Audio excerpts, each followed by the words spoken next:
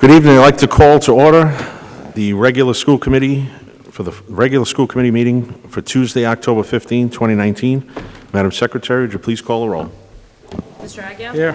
Mr. Coogan? Here. Mr. Costa? Here. Mr. Hetzler? Here. Mr. Corey? Here. Mr. Martins? Yes, here. Mayor Correa. And if you can, Madam Secretary, for the record, could you please acknowledge in the minutes the presence of Dorothy Barrows, who's our student delegate. Welcome.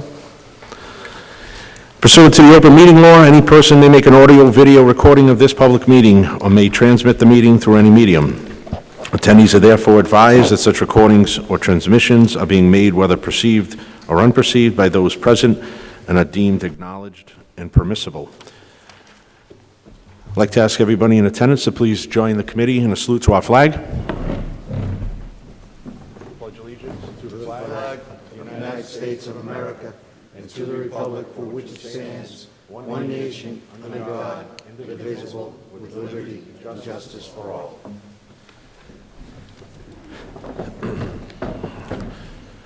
Thank you.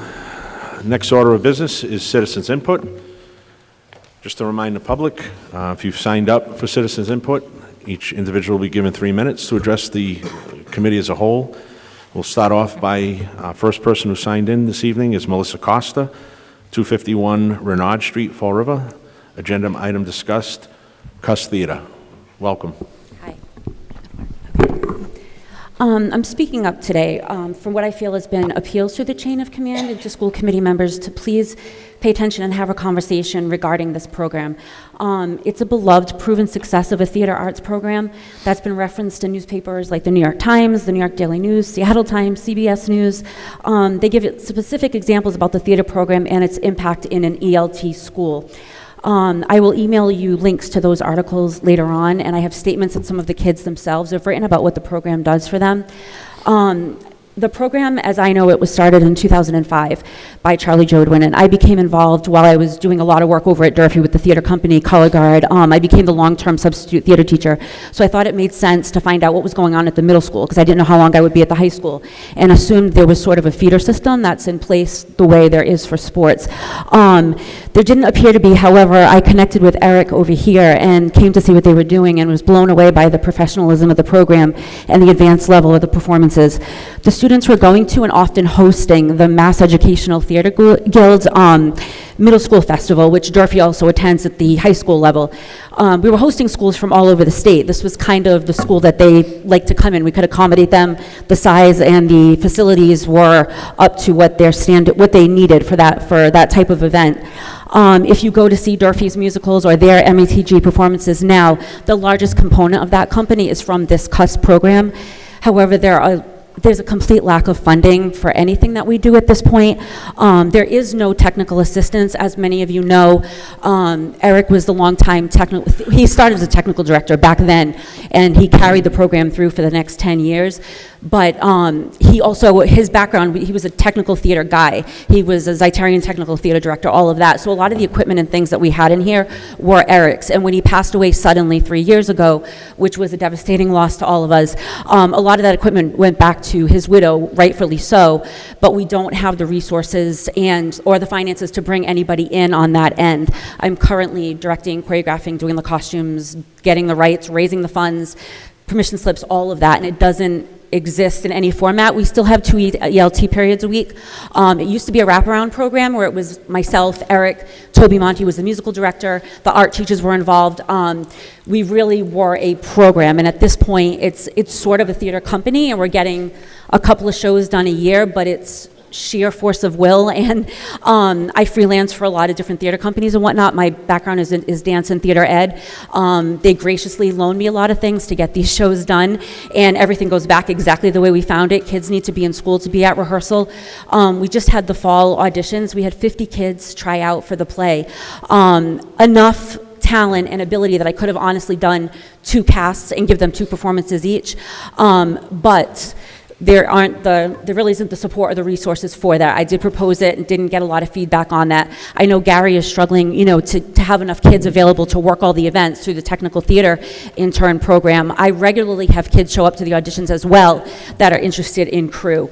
But there's nobody here to guide them. I'd have to be here 5 afternoons a week, and it's already a voluntary position at this point. If we invoice for anything, it comes out of the fund that I spend the hours writing grants for and all of that. We are at this point living off of kind of the balance from where we left off with Eric. That was it was 3 weeks before opening night of Lion King, so that turned out to be his final directing project. So a lot more people came back that had come in the past to see the show. So ticket sales and all of that, and a lot of us, people loaned us drops and props and all that kind of stuff under the circumstances. If Yeah. I can just interrupt. 3 minutes, sorry. No, I think Okay, you've done I a have a great lot job. here, I but- think you've done a great job this evening. Yeah. And I know that there's going to be some discussion later on in this meeting. And if you have the opportunity to stick around, I think you'll be pleased with the discussion. Okay. I thank you this evening for your input regarding the needs in the district. But I think my colleague, Mr. Corey, is prepared to ask the committee to consider some funding for the programs, and that should happen later on in the meeting. So if you have an opportunity to stick around. I can stick around, yep. Again, it's not to pit any one activity over another, what's more valuable than another, but I mean, I've looked at what we're doing in other areas and the way we're supporting that and doing whatever's necessary to make those things happen, and we're not doing it on the arts end, and the kids are smart and they know it and they vocalize it. So I heard about it in today's rehearsal even. It's not about me and a stipend. Like, it's so much bigger than that. Like, this program can serve so many of the problems that we have here with attendance and literacy and all of that, ESL. Like, we can use theater to solve a lot of those problems, but it's just not acknowledged anywhere near the other side of the coin, if you know what I mean, okay? We certainly do, and thank you. Thank you for bringing it to our attention as well. We Thank you. appreciate it. Next to speak is Sedalia Vittorino and Cam from 75 Broad Street. I want to welcome you this evening. Thank you.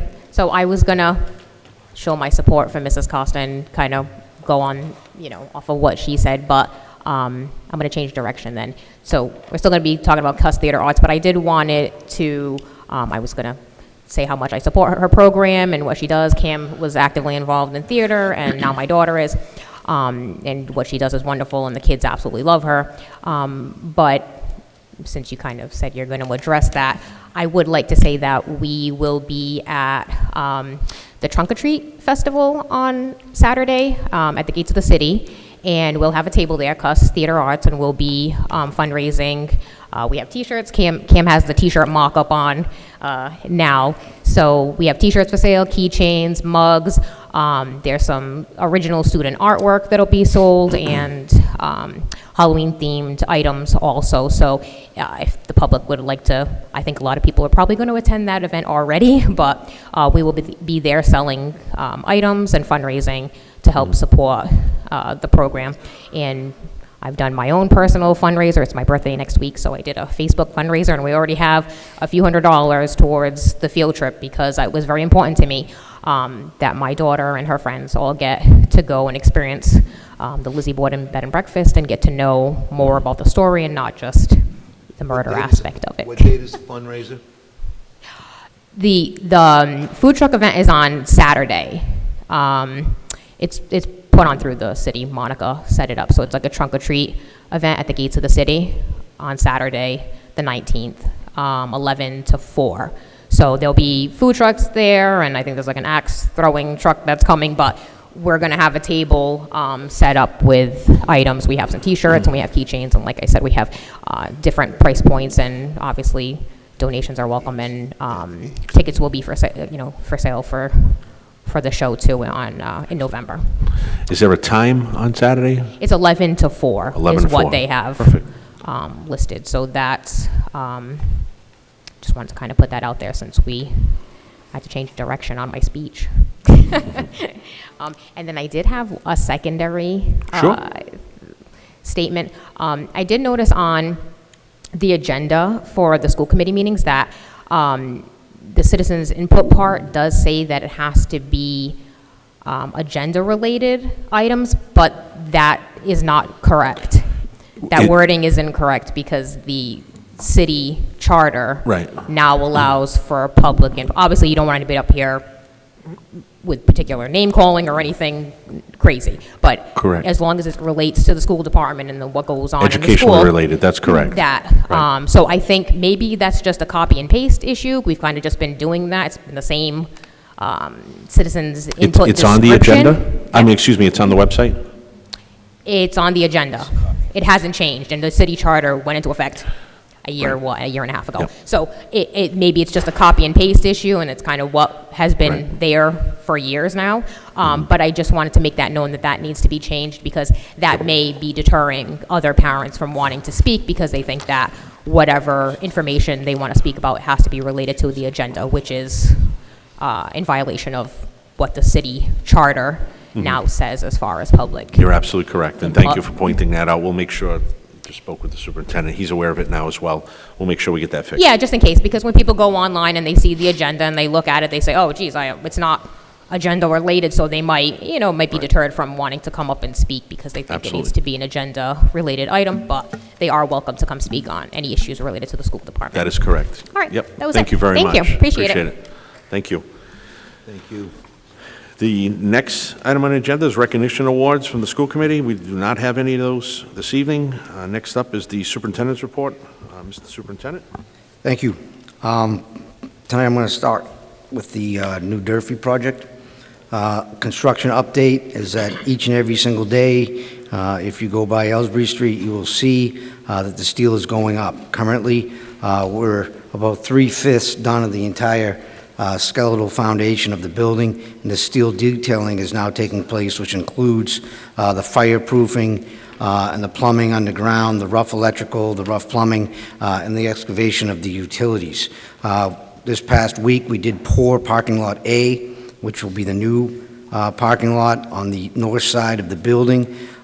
We are now currently detailing the concrete floor of the field house area and pouring concrete slab on deck and slab on grade at least twice per week. The weather slowed us down this past week, but we picked it up over the weekend, and the Suffolk crews did a great job of catching up. So here are quick fun facts.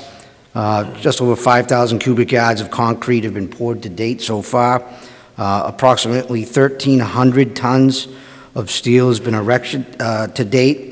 The City of Fall River has been billed approximately 16.285% of the total project costs, and on average, we have about 60 construction workers on site each and every day, managed by Suffolk, but also with the oversight of Left Field, our project managers, who I think are doing a great job. So we're really excited about where we are, and we look forward to some sort of steel topping off ceremony later in November.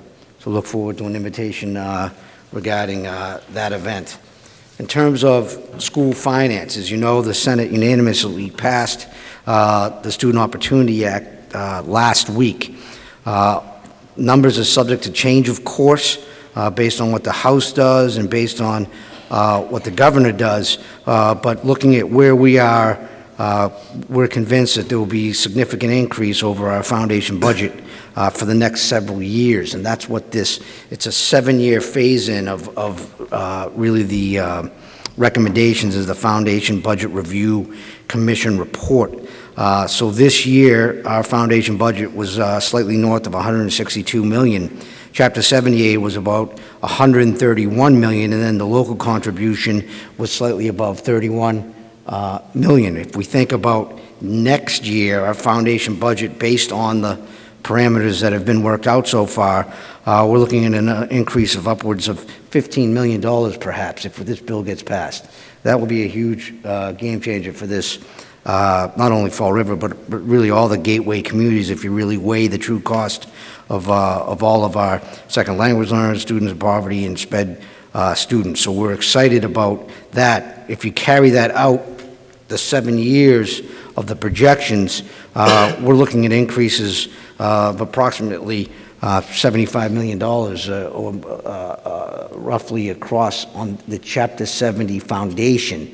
So if we're always at 100%, which I hope we get higher, but if we're always at 100% in 7 years will be $75 million more than it is now with those increased weightings.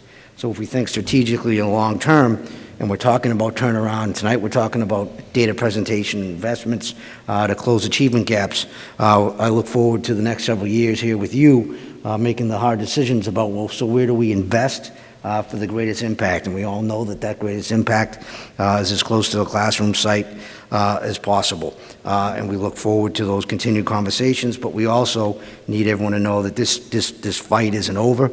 We're going to get this bill through the House now. Today I wrote a piece that we sent into the Globe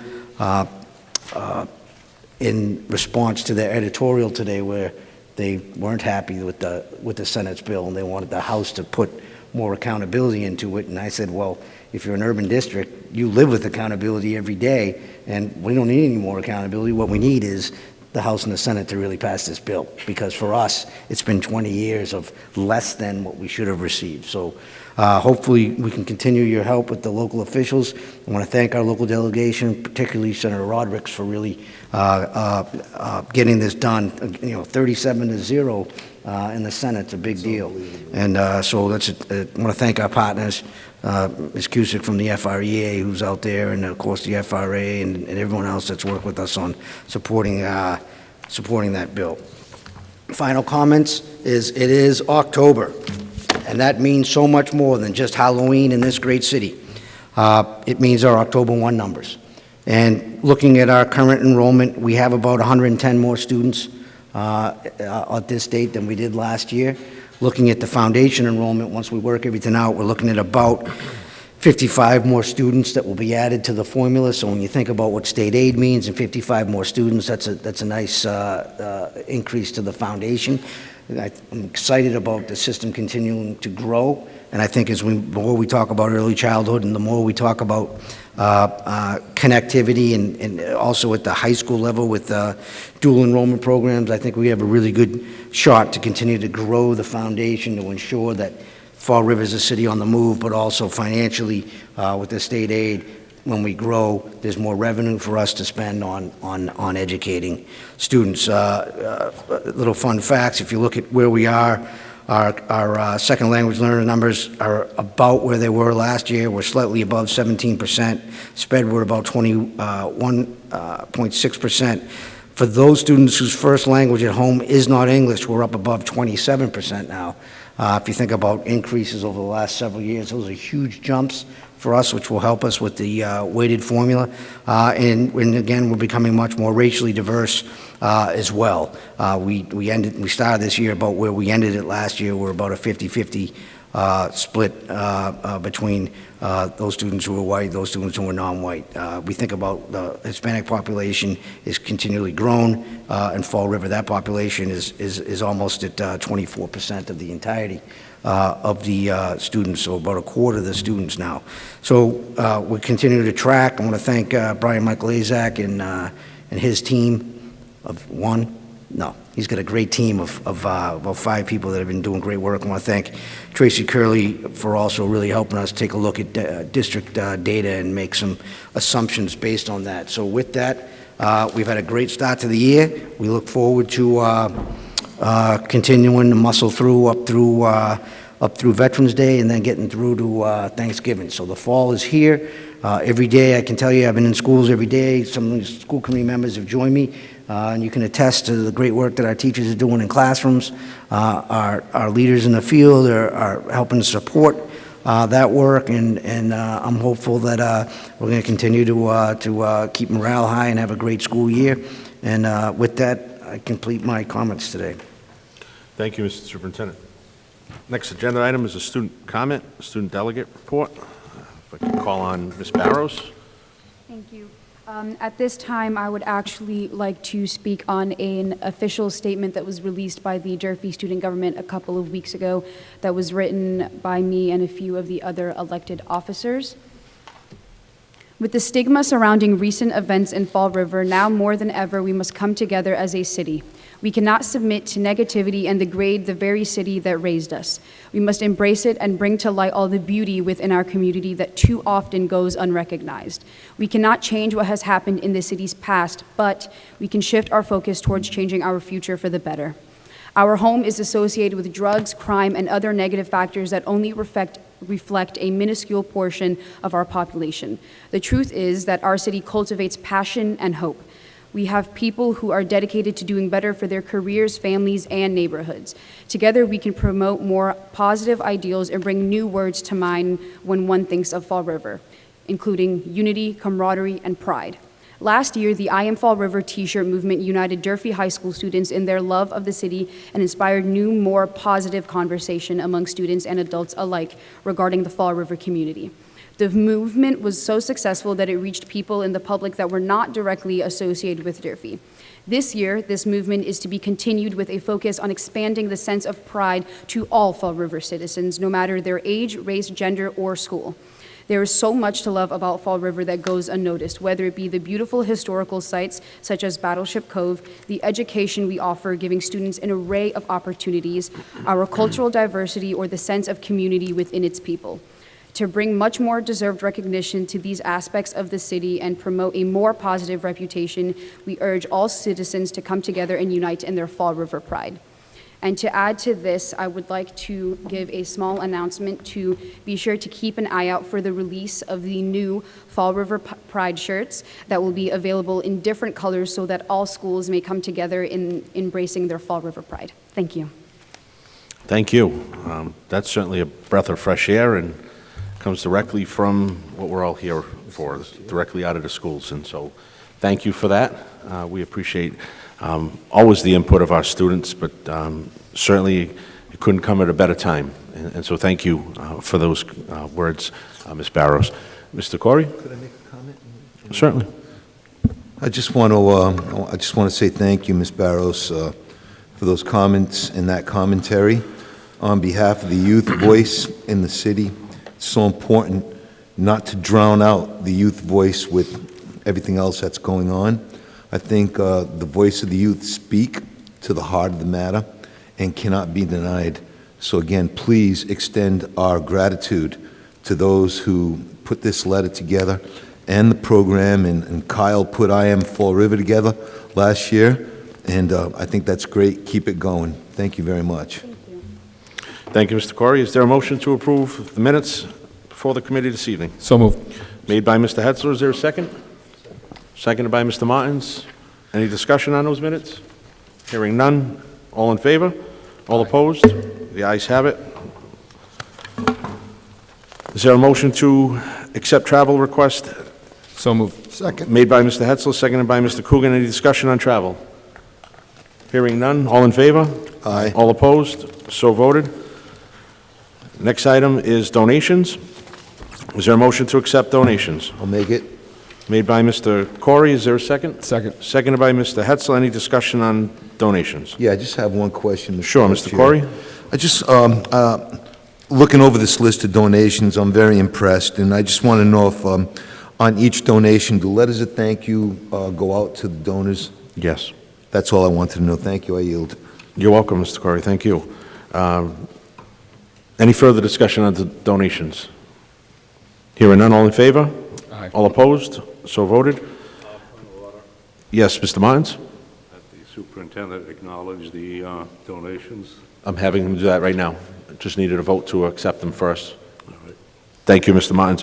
Mr. Superintendent, would you please, for the record? Sure. From Amazon Music Technology, 3 middle schools plus 2 to K-8 schools, 25 Dell Chromebooks, 25 Makey Classics, and 25 USB microphones worth $8,759.75. From Amazon Music Technology to the Fine and Performing Arts at Durfee High School, 25 Dell Chromebooks worth $6,349.75. From Aaron Tetrault to Morton Middle School, $1,250. From Diane Colzall and Eileen Gilroy to the Henry Lord Community School, $584. From Plymouth Plantation to the Tansy Elementary School, $550. From Donors Choose to the Henry Lord Community School, 2 HP Chromebooks worth $498.93. From Donors Choose to Tansy Elementary School, $316.25. From Blount Fine Foods, to the Parent and Community Engagement Center, $225. And finally, from Donors Choose to Durfee High School, $153.30. We want to thank all of those for their philanthropic support. Thank you. Thank you, Mr. Superintendent. Next agenda item is contracts. Does any member wish to have any contracts held for discussion? Motion to Is there- approve. Motion to approve has been made by Mr. Coogan. Is there a second? I just have a question to clarify. Is there a second? Seconded by Mr. Martins. Discussion on the motion. Mr. Corey. Yeah, I just wanted to try to understand the grant contracts with Amaral Bus Company a little more clearly. I noticed the amounts stated on the sheet. Does that come out of our budget, or is that part of the grant?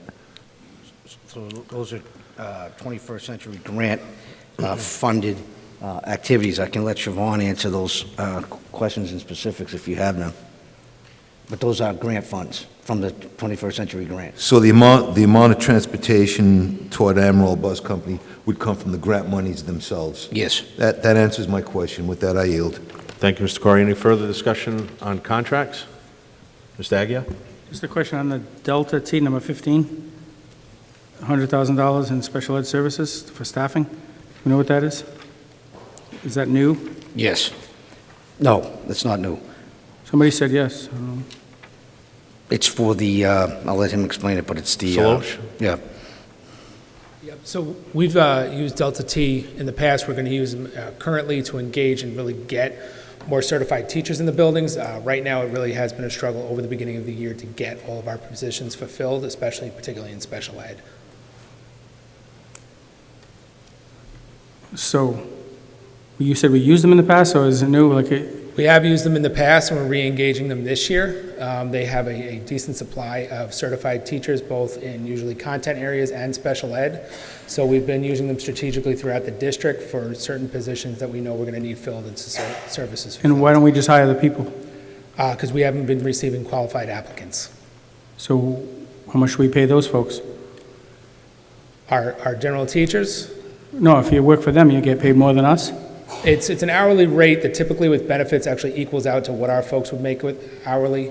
It's pretty much a general wash. In addition, if we do find the applicant suitable for the position, we can hire them on to be our own within 90 days.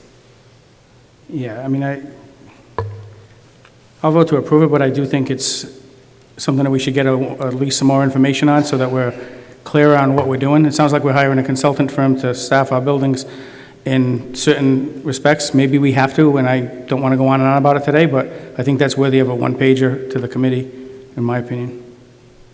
With that, I yield. Any further discussion on contracts? Roll call. Mr. Agia? Yes. Mr. Coogan? Yes. Mr. Costa? Yes. Mr. Hetzler? Yes. Mr. Corey? Yes. Mr. Martins? Mayor Correa? Is there a motion to approve grants as listed? So moved. Made by Mr. Hetzler. Is there a second? Seconded by Mr. Corey. Any discussion on grants? Mr. Agia? Yeah, so I see here $10 million worth of grants. Am I to believe that this is the notice of the budgets for us to approve?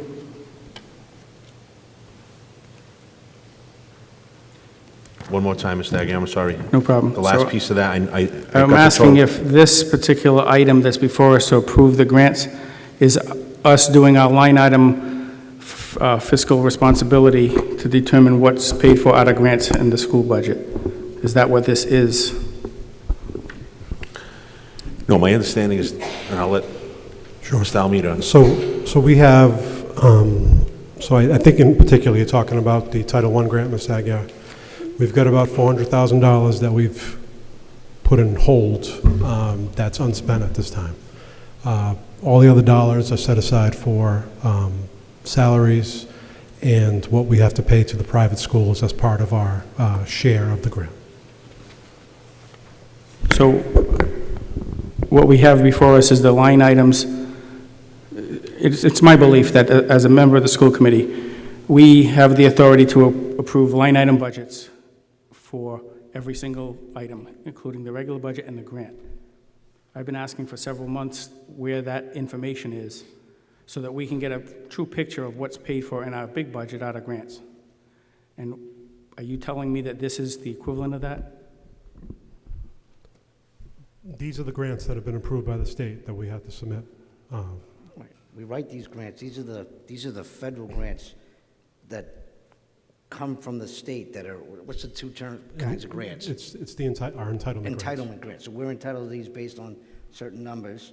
The state says, what are you spending your money on? Each year we submit. That's what this is. So we've received these funds now. And as Kevin said, we have about $400,000 unexpended that the school committee was going to be able to make decisions on what they want to do with it. Let me just rewind then. When do we know the amount here? I'm sorry? When do we know the amount? We find out in July what our total amount is. Yep. And that's after or before we do our school budget? After. After.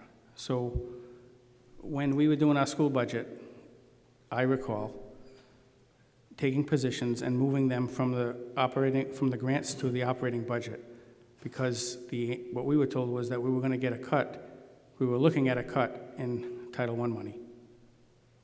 Am I off on that? No. So that took us to May, June, thereabouts. So ever since we've had that discussion and we passed our budget, at that point, it's my belief that we would have said, we're anticipating a certain amount of money is going to come from Title I at a cut. So we would end up funding a whole bunch of positions. And every time that I've been on this committee in the past, we would get a line item that says, this position at X school is a Title I funded position. We would be able to articulate that in our big budget. I don't believe we ever get that. So it is in our budget. We do. The positions are in our budget. Each school has their specific positions within the budget that shows which ones are grant funded and which ones are not. And You get that. and when the funding came in, how much was it? I'm sorry? We were anticipating a cut in Title I earlier, and when we did our budget. The grants, we never know what the grants are. And so because we're building a budget and it's January, we do the best we can to figure out where we are at any point in time. And so over the last 4 years, we've seen cuts in Title I. And so with that in mind, we were conservative, and we figured the grants would continue to go down. So when we say there was going to be a cut, that means, I'm assuming that that means less in the current budget than in the prior one. Correct. So you're saying everything was given to us ahead of time in the budget, articulated as what was paid for on grants. In November, in May, when we passed the budget, you just said that everything was in there about the grants, what was paid for out of Title I. It is. It's At broken the out. same time as we were told it was going to be less money than the current year. Yep. That's what we were told. 'Cause What we I'm didn't- having a hard time we didn't know- understanding. We didn't know at that time. But you were Mr. anticipating it to be Correct. less, Correct. meaning less than zero. Less this year than prior year. Less than the prior year, yes. So then we got a report last month, or 2 months ago, that I asked some questions on, that says from 2019 till now, it looked like the change was 809,000 additional money. So at that time, I asked, well, if we already knew that we were going to have a cut, so then we should have at least 800,000 or more, because we took some other positions. And now, today, we're saying we got 400,000 left. You know, my next question is going to be. I understand what your questions are. So when it comes to those questions, we've lost money in Title IV, so I've had to shift positions from Title IV in between the budget and now. Rather than move positions over to the budget, I've kept positions on grants. And so we've lost funding in Title II, we've lost funding in Title IV, and I've had to shift positions around to make it work. So the 800,000 they are expecting becomes 400,000 because of that, and that's the reason why. Yeah, it sounds like a valid reason. Not denying it, and I'm not trying to give you a hard time. But I don't recall seeing that anywhere. So as a member of the school committee, in my opinion, if we just said, oh, let's just approve this to go through, we would never know what you just told us. Would I? I think we've sent home on Friday emails explaining to folks what the grants were and where the cuts were, and the strategic priority of pulling those positions off the grants so that we have the ability, when the grants come through in October after the data is presented, to make decisions about where to apply money. If I had my druthers in 7 years, we wouldn't have one grant-funded position, and all the grant money would be used for one-time expenses on important stuff to close gaps. I want to get all the positions off the grants because we cannot rely on them, because Kevin's right. Each year, they tell us the federal government's cutting all of these grants, and we've lost money. Kevin's had to move things around. It's in your budget binders. If you go back and look at historically the last several fiscal years, you'll be able to see, if you're looking for a piece of paper that says FY17, FY18, FY19, FY20, I can produce that, but it's also in your binder. Right, so I guess to cut to the chase, the bottom line is the school committee has a responsibility and it's a duty that we get elected to help to manage the budget. It's one of the biggest things we do. And what I've just heard here today was a valid discussion about where we went. The problem is that you never came to the school committee to say, we have to move X amount of dollars to this grant, to that grant. That's what I'm trying to get at. That's why I've been asking for the last 3 months to say, when are we going to get a Title I budget, and when are we going to actually get to notice? What you described, Mr. Almeida, seemed like a very reasonable thing to do. My problem is that the school committee has been just chopped right out of the process, and we don't have a determination to say, okay, we need to spend X amount of Title I money because Title II got cut or Title IV got cut. When did that vote come before this committee? It didn't. And that's what I'm aggravated about, is because I think we should have more of a say in where the money is coming from. And when I've asked those questions for the last 2 months, nobody's thought to say, well, maybe we should look at it and give a one-page document or something to say, this is the rationale why. We got to try and figure it out, and it's real frustrating to me as a member of the committee to just say, yeah, we're going to spend $10 million, yep, all approved, move on to the next, without real questions on some of this stuff. So if I could just comment. So from my standpoint and where I sit, it's very difficult to prepare a budget when you don't know what your grants are going to be. And so we've been we've been conservative. We've tried to move positions off grants so that we don't have to worry about there potentially being cuts in grants. And so we've moved positions over. We're very fortunate this year that we've gotten additional money, and I appreciate everything that's happened there to get the additional money.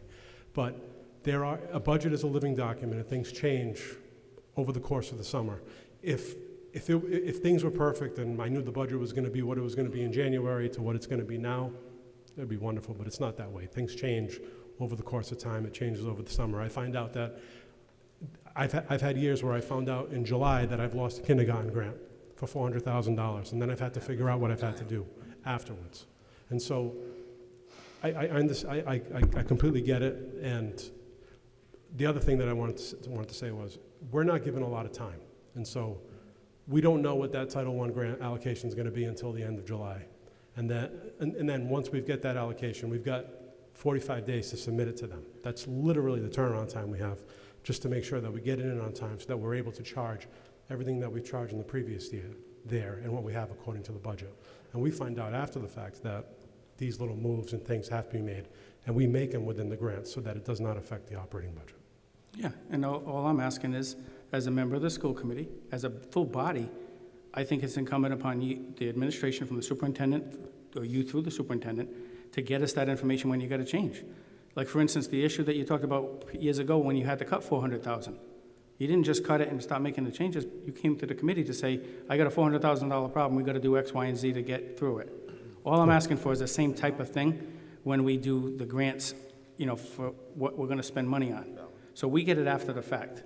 And you have to respect the position of a school committee person to say, well, we're advocating and trying to pull this position, that position. I don't know.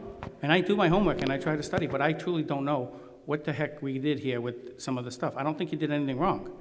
But we certainly didn't get presented with the information before it gets spent. We spend money and then we tell us, well, we made a decision because of X, Y, and Z. To me, that's a problem. And we need to, as a school committee, look at our own policies to say if we're allowing that kind of stuff to go on, we shouldn't. Because it's just basically, you can spend the money wherever you want, and we didn't really have a say, but now you come before us for this. I can't put it all in perspective because I don't think we're getting all of the information, that's all. I'm not trying to give you a hard time, I just think it's one of our biggest jobs is the budget and where the money's coming, and I feel like I was out of the loop. If other people don't feel they were, then they can speak for themselves, but I'm telling you right now, from my perspective, I was out of the loop on where this money was coming from, and my last comment is just another request that I made several months ago, was to give us an actual dollar figure for where we're at with some of the money that was after July, once the dust settled, to try and get a figure, and maybe that's coming through the finance report this month, but I'd still like to know where we're at financially, and I don't think we have that yet. So with that, I yield. Thank you, Mr. Aguirre. Any further discussion on grants? Mr. Martins? On the SPED grant 94-142, and going down on that page for the support staff, I noticed that the secretary bookkeeper is budgeted here for $278,864, and that is for 6 paraprofessionals. Is that correct? The 278 that you're looking at is the bookkeepers. That's for 7 bookkeepers, 7. 7 special ed Okay. clerks, yep. Now, the line below that, the secretary bookkeeper, I'm sorry, the one above it, aides and paraprofessionals, $145,954, and that is for 6 Yes, sir. people. Yes. It seems to be a lopsided amount of money there. That in essence, you're looking at, oh my goodness, the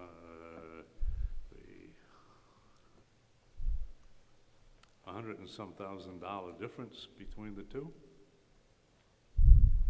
for one person. Yep. The individual salaries must be for clerical and support people, must be quite high. The clerks there make I'm anywhere, sorry? the clerks make anywhere from 33 to 4. In this case, there's one that makes over 40 grand.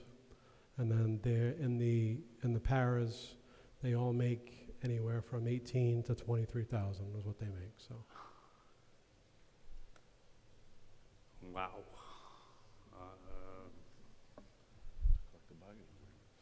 One of my things, of course, and that you've heard before, is the fact that the paras educationally provide the old cliche of get the bigger bang for the buck in there, and there seems to be a big gap between the salaries for 7 clerical people and the 6 paraprofessionals in there. I do realize that you need to have clerical people, but do you need to have 7 clerical people to administer that particular grant at a rate of $278,000, almost $279,000? So just to clarify a little bit on Could you this- speak directly into the mic? Yep. So just to clarify a little bit on the salaries for some of our clerks, some of them have been with the district as long as 30 years. Also, as I know the Walker Report was recently distributed out to school committee for your review. In the report, it notes that our office is actually understaffed in terms of clerical work, that these folks are working and supporting anywhere from as many as 4 to 5 schools at one time, which could be over, potentially over 1,000 kids in a caseload. So I think in the purpose of this grant, it hasn't limited us to the amount of paras we have and the support we have. This is just the way we distributed the funds for this portion of the grant to pay for, these salaries within the office. Could you Have the mic so it's bent towards your face. So- Repeat that last sentence. Yep. So the grant itself is what we have decided to use to pay for those salaries. It hasn't limited us in any way for a capacity of paras throughout the district. Okay. But nevertheless, you have 7 clerical people paid on this grant, Correct. and you have 6 paraprofessionals paid on this grant. And there is a good chunk of change between the two amounts in there. And the issue is, okay, do you really need to have, in my opinion, of course, you really need to have that many clerical support You need more. to assist in implementing this grant versus having, just flip that around, where you have more paraprofessionals to assist in the classrooms to improve student learning. Right. Now, obviously, that's what you put down here, and I just want to avoid all I guess I don't have any choice but to say yes on this grant because it's already probably been approved by the Department of Education. Is that not so? It was. Yeah, even before it gets to the school committee, it's already approved Yep. by the DESE, which I always find amazing, but nevertheless, I guess that's the way the cookie crumbles. But I don't have to like it, and I will for the remaining months that I'm on the school committee, that I will constantly argue about having more paraprofessionals. Now, maybe you have to rob Peter to pay Paul and get it from one place to another place. There's only so much money, even though, as the superintendent indicated, you know what, quite a bit of additional funds, but there's still limits in there. And later on this evening, we'll talk about the 2019 MCAS results in there. And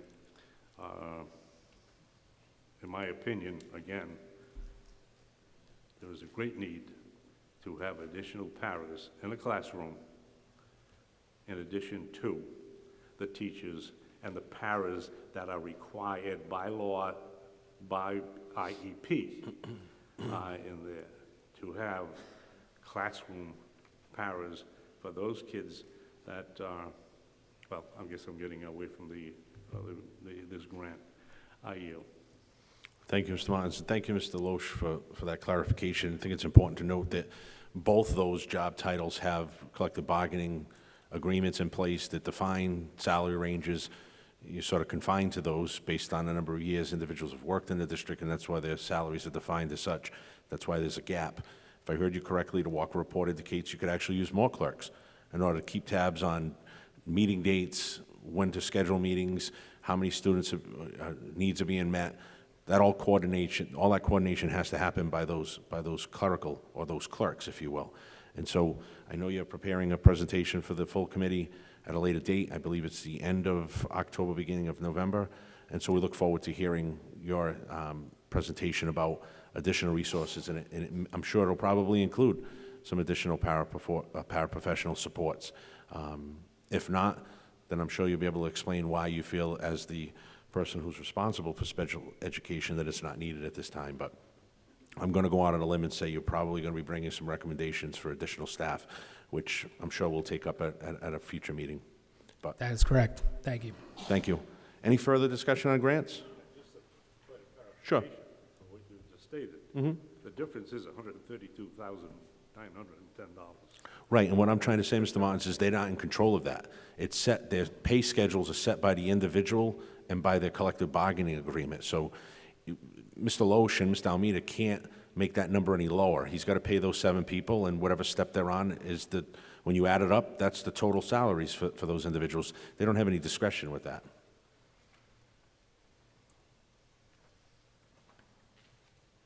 Okay. Any further discussion? Hearing none, roll call, please. Mr. Agia? Yes. Mr. Coogan? Yes. Mr. Costa? Yes. Mr. Hetzler? Yes. Mr. Corey? Yes. Mr. Martins? Mayor Corrigan? Next agenda item is the discussion portion. The first is the presentation and discussion of the Fall River Public Schools accountability data as presented by Dr. Tracy Curley, Director of Assessment, Accountability, Data, and Research. I'd ask that the committee take a seat in the front row. My understanding, I've been advised that this is a PowerPoint presentation, and then once the presentation's made, we'll open it up for discussion from members of the committee. Thank you.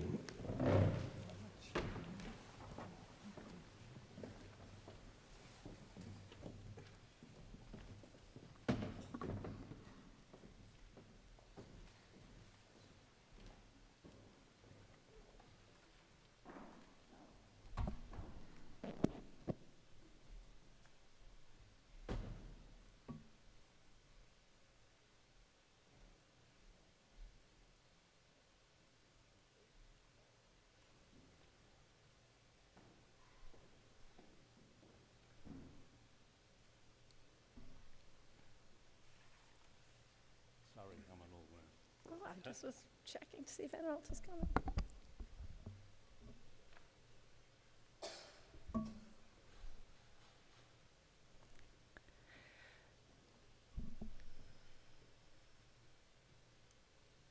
So thank you for this opportunity to speak to the committee tonight. I'm here to talk to you about the district's accountability measures for school year 2019. And I'm going to take an opportunity to talk to you a little bit about the big picture, data summary, system components, and things like that before handing it over to our assistant superintendents, who will actually take you through the district response and next steps in relation to this data. So this is some verbiage that I took from DESE around their approach to this accountability system and what it means in Massachusetts. So their objective really is to provide us with some clear and actionable information about the district and school performance. And their aim really is to help improve the performance of all students. Here in Fall River, we really take that same approach. We are, as a district, taking a look at district level data, school level data, and trying to figure out where things are going well, where we could make improvements, and how we can reallocate some resources, whether they be materials, personnel, and things like that. And that's really what our assistant superintendents will talk about a little bit later. So some things to keep in mind in terms of this accountability system. Most people think about the accountability in terms of our MCAS data, how students perform on MCAS, how they grow from year to year on MCAS. But this accountability system really does include more than that kind of information. You'll notice here, so we have the student achievement and the student growth, and I think that's kind of where people's minds go. But we also take a look at progress toward English language proficiency. This is measured by access testing. It's the test that's given to our English learners about halfway through each school year, and it measures their progress toward English language proficiency. That's an additional measure in addition to the MCAS. The next piece is high school completion. There are 3 indicators there, things we talk about all of the time in terms of 4-year graduation rate, the 5-year extended engagement rate, as well as our dropout rate. And then finally, there are additional indicators, which again, they're measures beyond MCAS, and they're measures for students that are beyond those MCAS testing grades. One of them is the chronic absenteeism, and that's absenteeism for grades 1 through 12, so not just that grades 3 through 8 MCAS and high school MCAS. And then again, 11th and 12th grade advanced coursework completion. So this isn't about a measure that stops at grade 10 for our students. We're held accountable for student success beyond that 10th grade test. Within the system, there are normative and criterion reference components. That normative piece is all around accountability percentiles. That's when our schools get measured against other schools in the state. There is not a normative measure for districts. nowhere in the system will you see districts ranked against other districts. We rely solely on that second bullet there, the progress toward targets. So our accountability as a district is measured solely by how we're improving by our district, toward our district targets. And then finally, it's a little bit cut off, but you guys have your packets. As we're talking through this, when we talk about 2019 accountability and kind of where we land, it's important to note that at the district level and then for each one of our schools, that the 2019 accountability is actually a weighted measure. So this isn't just about what happened in 2019.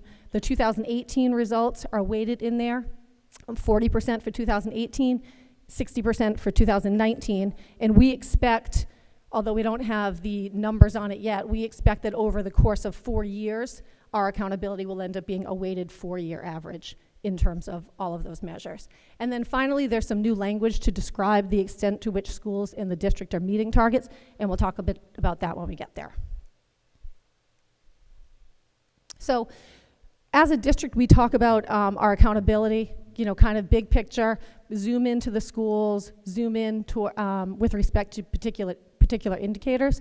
But the one thing that I just want to make sure that, you know, we talk about in terms of the big picture is that as a district, we are making progress. That's been the biggest message that we've gotten from the state, you know, in writing through the reports and through our correspondence with them, that we are making progress under this new system. And then another piece of this is that 93% of our schools, so 15 out of our 16 schools, regardless of how they're classified in terms of needing assistance or not needing assistance from the state, 93% of our schools are improving or better under the new system. And that plays into the fact that as a district we're making progress, but it also speaks to the work that's going on at each of our individual schools. So overall, we have 16 schools in the district. 7 are classified as not requiring assistance. 8 are classified as requiring assistance or intervention. And then we have 1 school that's classified with insufficient data just because we don't have enough students in the school to be measured. What we see across the district is that our schools' percentiles range from 2 to 55. So that's a number that can lie anywhere between 1 and 99 when schools are ranked against like schools in the state. Our schools range from 2 to 55, pretty wide range. And then target percentages, when we look at that criterion reference component and the extent to which they are meeting their targets, they're meeting anywhere between 20 and 87% of those targets. So again, we have a pretty wide range in the district. And then finally, overall classification as a district is that we're not requiring any assistance or intervention. So I referenced the normative and the criterion reference components. For the most part, when we take a look at our data today, we're actually going to be looking at everything with respect to those color codes. As a district, we're given targets in many categories. We talked about all of those different measures. And in each category, you'll be able to take a look at the colors as we go. We'll either have declined, showed no change from last year, showed improvement without actually meeting the target. We could meet the target or we could exceed the targets. And so as we go through each one of the 5 indicators, we'll take a look at how we did. So last year when we looked at our data, it was actually all on one slide, and I color-coded each one of the boxes for a visual, and I thought it was a little confusing. So this year we're going to take a look at these individually. And we're going to start here with the achievement data. So if you'll notice that on the left side of this chart, we're looking specifically at our 9 non-high school grades. So we've got grades 3 through 8 performance on the left, and high school grades performance over there on the right.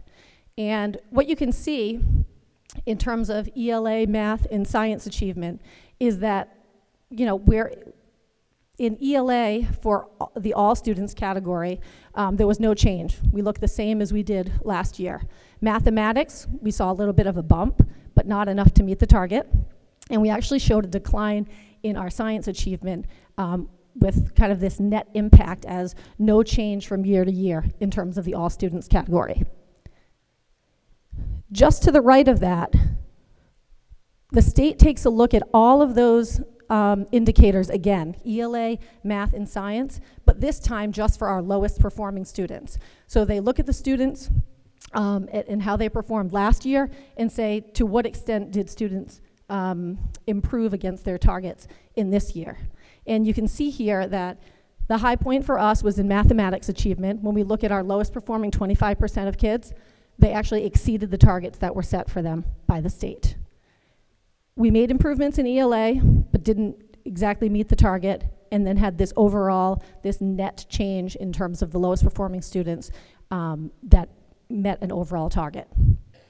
It looks different in the high school grades, where across the board for our all students category, there was no change. So when we look at the average scaled scores in ELA, in math, in science, they pretty much stayed the same from year to year.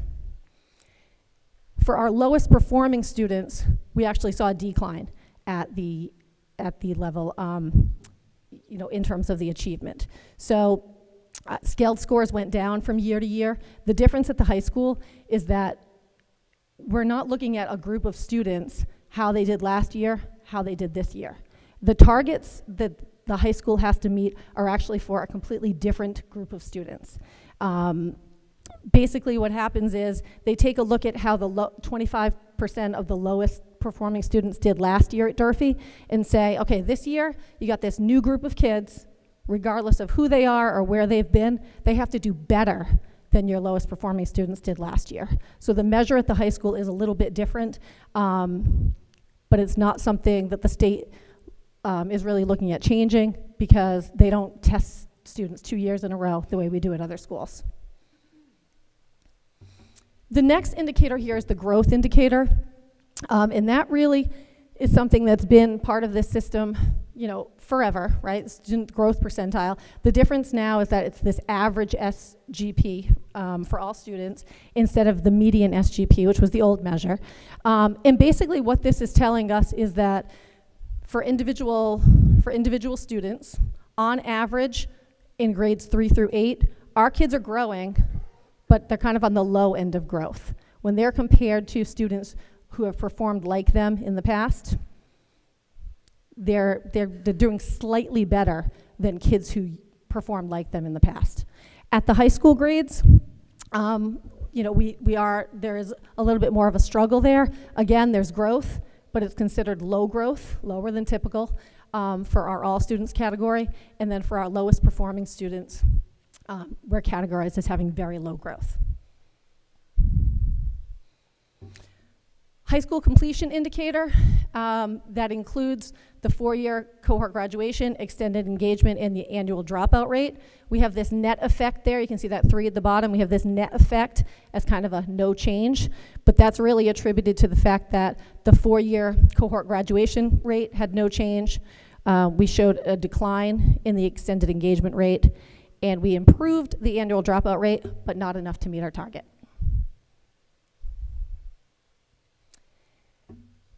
This is, again, this is another one of the indicators that's not related to MCAS. We talked about progress toward English language proficiency. These are our English learners taking access. Every year, students have a target that they have to meet toward meeting English language proficiency over a 6-year period. We see that at the lower grades, we're meeting our targets in terms of that 6-year goal. And at the high school, not meeting targets, we showed a decline in performance from 2018 to 2019. And finally here we have our additional indicators. These are, again, not the traditional grades 3 through 8 and then grade 10 at the high school. We look at chronic absenteeism across grades 1 through 12. And you can see here that chronic absenteeism was a really bright spot for us in terms of our non-high school grades and high school grades when we look at our all students. In both cases, we exceeded our targets. When we look at the lowest performing students, though, we can see that we didn't meet targets. We had no change in grades 3 through 8, and at the high school, the chronic absenteeism rate for our students at the high school, actually the chronic absenteeism rate increased, so we showed a decline in performance. At the high school, though, we did have a lot of growth in terms of the advanced coursework. Last year, we earned 0 points for advanced coursework up at the high school. That's a measure of the percentage of high school students in grades 11 and 12 who take an advanced course, and there's kind of a list of them. And this year, we exceeded our target, which was pretty impressive. So as we take a look at kind of where we were over the course of all of these measures, some high points for us were the achievement for our lowest performing 25%. That was a place where we were meeting targets, and in particular, we exceeded the target for math. Our progress toward English language proficiency was another place where in grades 3 through 8, we met our target. Chronic absenteeism for all students in grades 1 through 12 was a place where we exceeded our target. And then advanced coursework in grades 11 and 12, we exceeded our targets. There were at least as many areas where we showed no change or declined, and those would certainly be an area of focus for us moving forward. Our achievement level for all students, both at non-high school and high school grades, was a place where we showed no change or declined, and we did see a decline in science in the non-high school grades. Our overall achievement for the lowest performing 25% was a place where we showed no change or decline at the high school, and we did see a decline in ELA and math. Progress toward English language proficiency at the high school was an area of concern, as well as high school completion, where we saw a decline in the extended engagement rate. And then finally, although we saw chronic absenteeism as a bright spot for us in our all students category, when we look at our lowest performing 25% across grades 1 through 12, we see no change or a decline in the high school grades. So this is a visual that I shared last year, and it's been updated here for 2019, and it shows where each one of our schools landed in terms of meeting their targets as well as their overall accountability percentile. And so it's here for the individual schools where you can see that range of anywhere between the 2nd and 55th percentile for our schools, and you can see the range of the targets that they met, anywhere between 20 and 87% of targets. One thing to highlight, kind of over there on the right, where we see the schools that are identified for focused, targeted support, and then that broad comprehensive support, is that in addition to having some of our schools in the lowest 10th percentile, we did see low subgroup performance in 6 of our schools as well, and that speaks to the fact that there was an identified subgroup when in comparison to the rest of the state was actually in the lowest 5th percentile. And in all of those cases, for low subgroup performance, they were all schools who were already identified for being in the lowest 10% overall.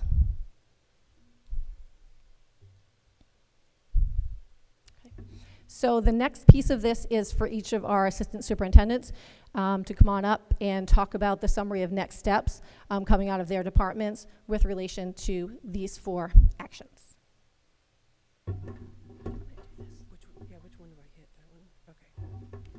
So I'm sure the question in your minds is, okay, so what's next?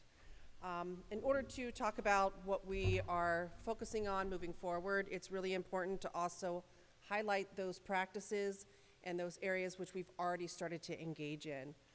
The first, under professional development, if you've attended the instructional subcommittees, we've talked a lot about the fact that we have high turnover in Fall River.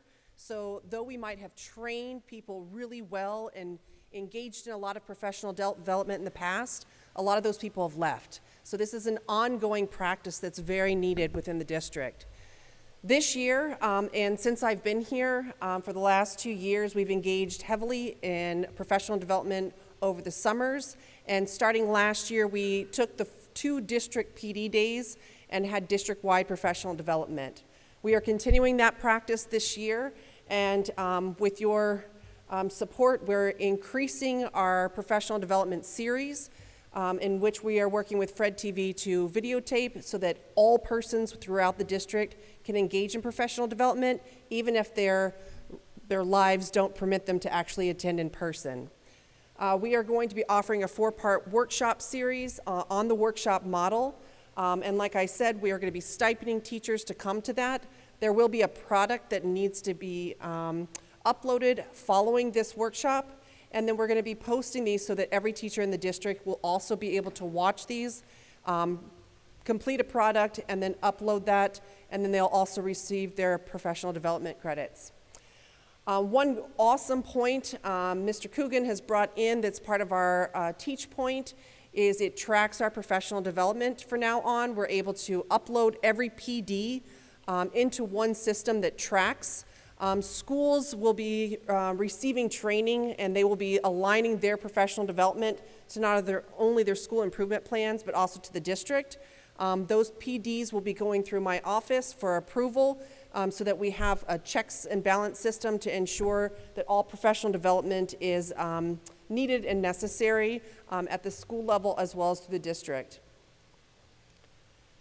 So under curriculum and resources, when I first got here, as you know, schools were kind of all over the place in what we were doing and what we were offering. So we decided to get very focused on our curriculum maps. We really wanted to establish coherence across the district, and we're getting closer and closer. I can't say that it's ever going to be done because these are things that need to be looked at on an ongoing basis. Things are outdated, new resources come into play. We have heavily participated with Engage New York, which is a OEM resource, which is an open resource, meaning it's free, but it is not the end all of everything that we do. We have really dove in specifically with our middle school maps. That's where we saw a lot of drop-off when it came to achievement. We had teams come together. We have fully aligned our novel sets. Every school's received their materials and resources. We also have gone to ANET district-wide, and I'm about ready to show you a slide on why that is so important. They have brought with them an ongoing use of resources. They have a resource deck that all of our principals had training over the summer, and we have ongoing training throughout the year. For our early education, we rolled out foundations to all K classes, so that's not just your regular education, but that's also to our special education and our foundation classes.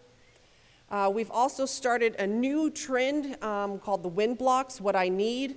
Some of our schools have really stepped up and stepped out to rethink their master schedules in order to provide interventions to kids as they need it.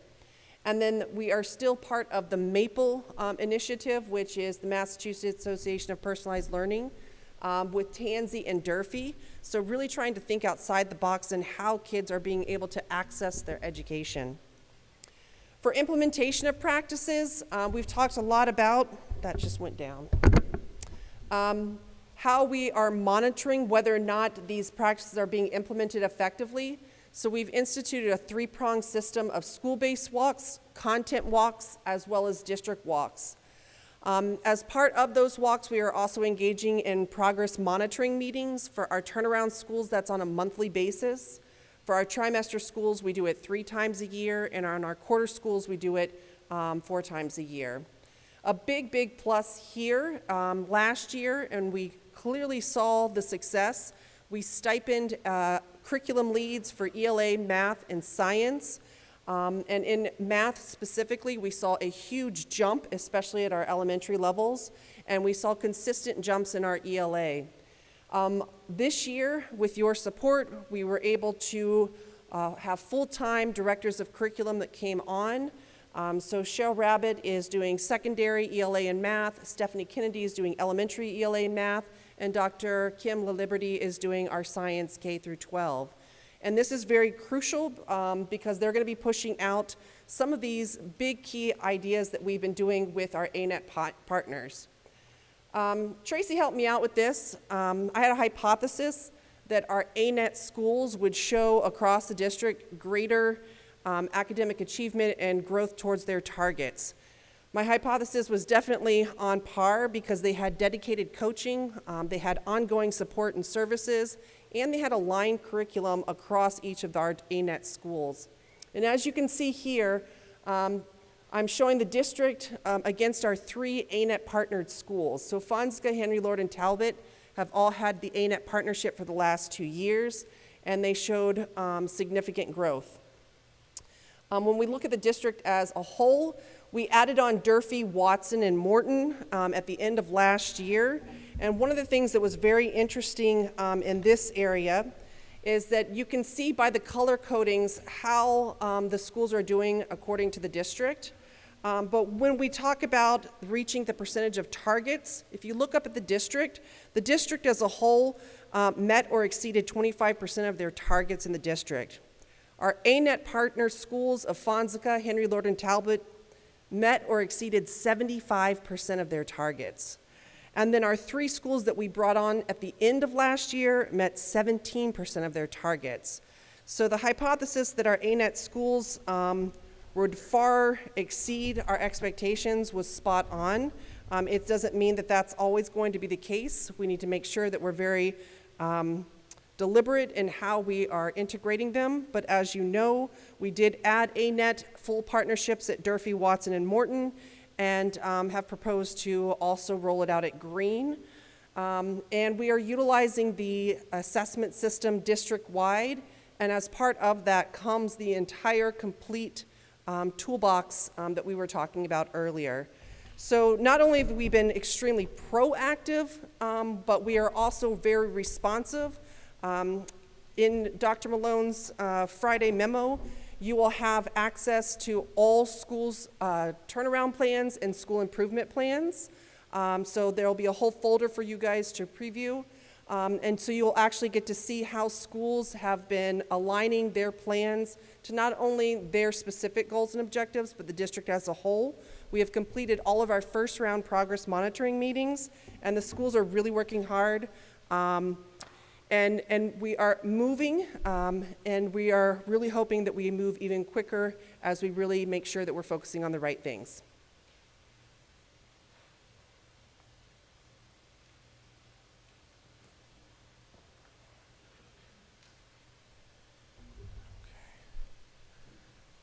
Good evening. So in looking at the professional development through our office, in my limited time here, I've been able to identify some major areas of priority that we're going to target, especially over this year.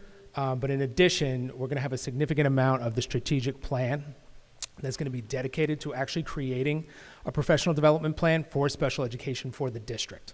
That's going to really build upon each other to develop capacity within our schools and build on our educators' skill sets. Also leveraging the talent that we already really have within the district.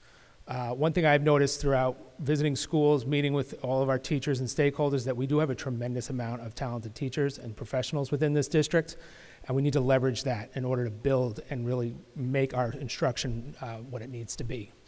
So giving a short summary here, right now we have started a pilot with the Landmark Outreach Group, which is, if you're aware, is associated with the Landmark School. It specializes in language-based disabilities, also in inclusion support services. We've piloted this over at the Sylvia School.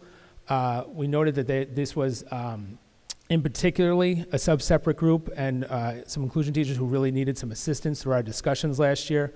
We're going to really see kind of what this looks like and see how our data comes back from these groups and monitoring through ANET and, of course, MCAS scores, and look to see if this is going to be replicable throughout the district.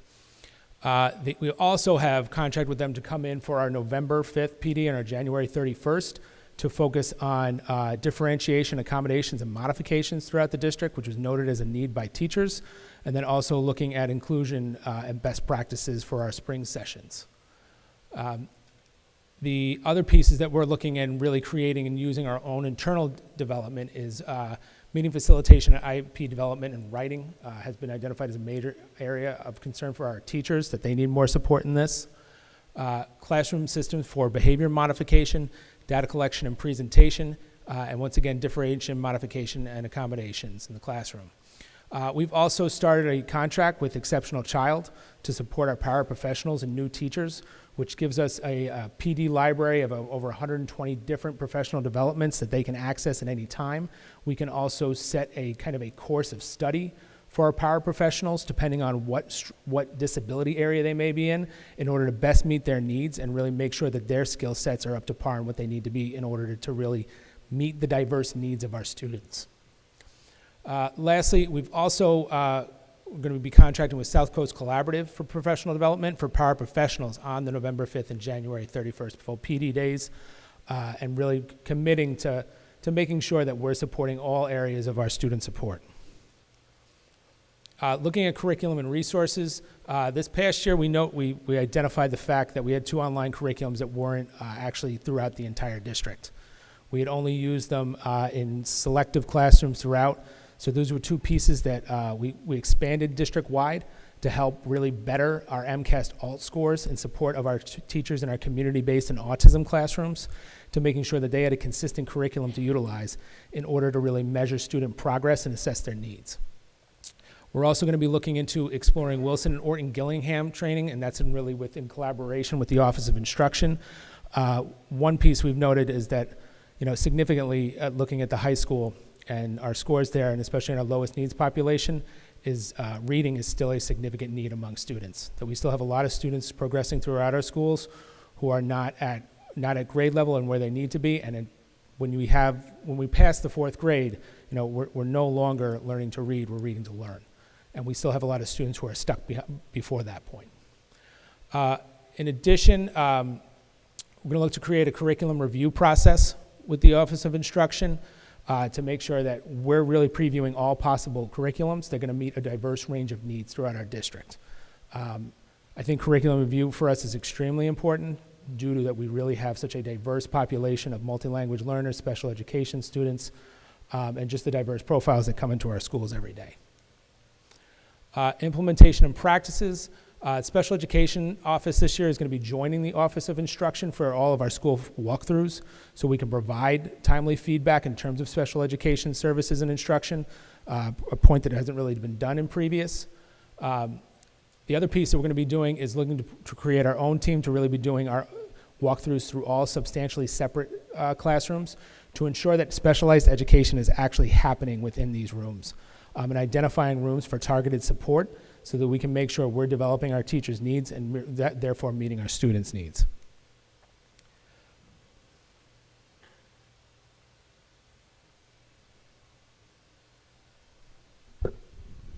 Good evening. I'm going to talk a little bit about social emotional learning and the work that has really just taken off and gotten started in our district. Some of the highlight or the key initiatives are we have our Laterno, Doran, and Green School working with the Department of Elementary and Secondary Education on systems for student support called the S3 Academy. We're now in its 2nd year. We're several times a year we go for some training, and we come back and we put some of those systems into play. We also have many of our schools already trained in PBIS, Positive Behavioral Intervention Support, and this year we have 2 more of our schools that have joined the MTSS. MTS stands for Multi-Tiered Systems of Support. We've heard in the academic realm talking about RTI, Response to Intervention, where all youngsters receive Tier 1 support, and sometimes our students need Tier 2 or Tier 3 interventions. It's the same on the behavioral or social emotional support side as well. This year, the Department of Elementary and Secondary Education added another tiered system of support, a 5th academy, if you will, involving social emotional learning and mental health. We have Fonseca, Henry Lord, and Sylvia School working on that. Some of the things that we've been working at is looking at organizational structures. What do we offer for all students in Tier 1, and what supports do we have in Tier 2 and Tier 3? We also have an opportunity that we're working this year with the Rennie Center. They use a lot of the work from CASEL, which talks about the 5 targeted areas that we should be supporting our youngsters, and that is district-wide. We have a district team that's participating in that. We've worked on a mission statement, and now we're working on norms. So we're looking forward to progress and putting together an SEL manual that really documents the legacy of the work. We've also been invited to partner with UConn. It would be a 5-year partnership looking at integrating not only the positive behavioral intervention supports, but our literacy, of which we have several schools that are participating in the tiered system academies for literacy. And really what we're trying to focus now on is SEL isn't something that happens over here and the academics happen over here. We're really trying to integrate the two. We also this year trained over 120 of the Fall River teachers in responsive classroom. That was both at the elementary as well as the middle school level, and that was through our partnership with Bay Coast Bank and the Education Chamber of Commerce. This is just a chart right from the DESE website, where we actually are looking at now our attendance. Our attendance improved ever so slightly, as Tracy mentioned. This past year, our attendance rate was 92.4. Last year, it was 92.1. But what are we doing to address that? We're continuing the Mayor Superintendent's Task Force. That is a citywide committee. We continue to meet monthly. We are meeting again this Thursday over at Tradewinds at 8:30. If anybody would like to join us, Mr. Corey is officially on that committee. Last year, one of the focuses were, in addition to continuing the Red Chair initiative, was we were able to provide transportation for our students who perhaps went to an 8:30, 9 o'clock open office hours at a pediatrician's office, and then perhaps families were limited on how to get their youngster to school. We had a courier that was able to work with some of our local pediatricians' offices to get those youngsters to school so that they didn't miss a full day. Attendance, again, is monitored in all of our schools. I was just last week over at the Doran School, and right outside the main office is the daily attendance that's charted and monitored, as well as we know that's tweeted out in our district every single day. The majority of our schools have reduced the number of chronically absent students, and our 7th attendance officer just started today. So this budget, we have 2 additional attendance officers. So now in looking at our resources, this year, as you know, we implemented the Choose Love curriculum, of which there are 4 pillars. There's courage, gratitude, forgiveness, and compassion. Currently, we're focusing on the theme of courage so that the universal language is in all of our schools, in all of our classrooms. We continue with the Youth Empowerment Task Force, which Superintendent Malone started last January, which focuses on peace and positivity. That task force will be meeting this Thursday at 10 o'clock, again over at Tradewinds. And we're looking at highlighting now another event citywide where we can encourage peace and positivity. We also celebrated the Sandy Hook Promise, Say Hello Week, and we celebrated International Anti-Bullying Week just last week on October 7th by wearing blue. On October 23rd, we'll be celebrating Unity Day across the city, and by highlighting wearing orange that day.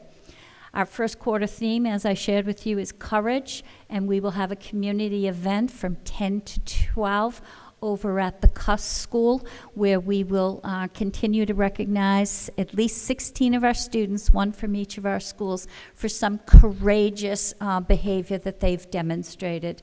And celebrations such as these will be highlighted all year long. Some of our implementations in practice, the Handle with Care initiative stemmed from a training last year that we went through as part of a CAC initiative, and it was the DEC, the Drug Endangered Children Alliance. So we have actually implemented now where a QR code was created, and first responders, so police, fire, DCF, anytime a first responder goes into the home and has concern that perhaps a child, not necessarily who attends our school system, because we're trying to roll out this through all of the schools in the city so that all of the children will get some kind of care that they may need. The first responder will take their cell phone and with their camera hover over the QR code. A form comes up, and basically it just gives us some identifiable information on who the child may be, as well as perhaps a date of birth. With that, the information gets funneled to one person in our system, and then that person communicates to each of the schools that perhaps a student in our district needs a little bit more TLC that particular day.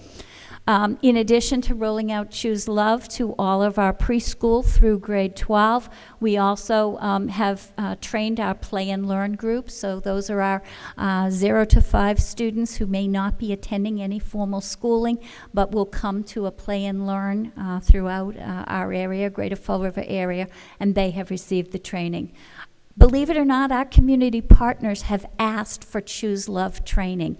So that is in process, as well as we have a whole training component for parents.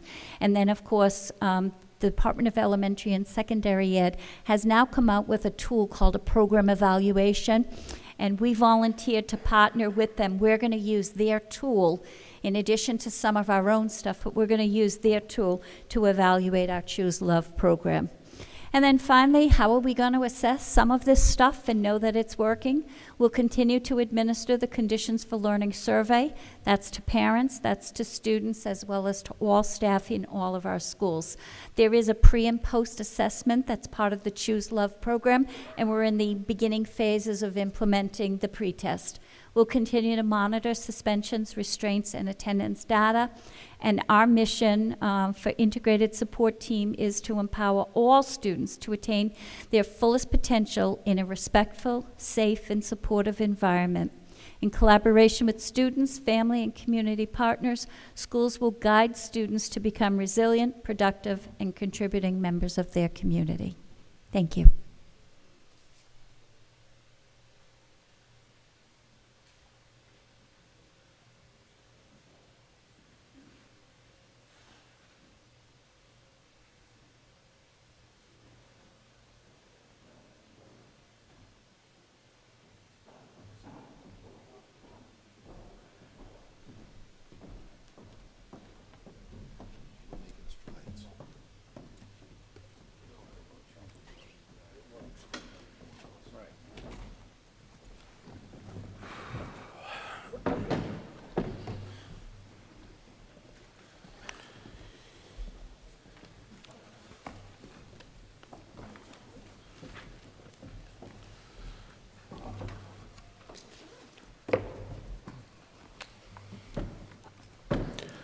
So at this time, I'd like to invite the assistant superintendents and Dr. Curley back up, or at least to the front row, because we're going to open it up for discussion to members of the committee, and I'm assuming that members are going to have questions probably for each of you. So at this time, I'd open up for any questions on the discussion. Mr. Hetzler? Thank you, Mr. Chair. I just want to say it's a good presentation.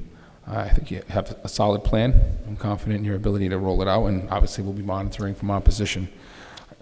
There's a ton of stuff I could say about it. One thing I wanted to talk about was the Handle with Care. Excellent program. I'm happy that's in place. It really benefits the student who may have witnessed something traumatic the night before, and now, you know, everybody knows, like you said, TLC for that student, so that's great, and it really goes a long way of supporting that child. That's all I have to say. I look forward to seeing some of the stuff rolled out. Thank you. Thank you, Mr. Hetzler. Mr. Corey? Yeah, to Dr. Curley, I just, first of all, I want to commend the entire report. It just showed that overall there's absolutely good growth happening system-wide. I'm really happy with that. What I'm not happy with is the headline that appeared in the local newspaper about a week and a half ago that pasted our school system, whole system, as one of non-growth, and like we had all kinds of problems. But you guys presented a much different picture here tonight. I was especially perturbed when 2 days after our report in the Herald News, that 2 days after that, Diamond got a really great report. So it served as a very stark contrast in our community that the Florida public schools are not doing well, but Diamond's doing great. I have to completely disagree.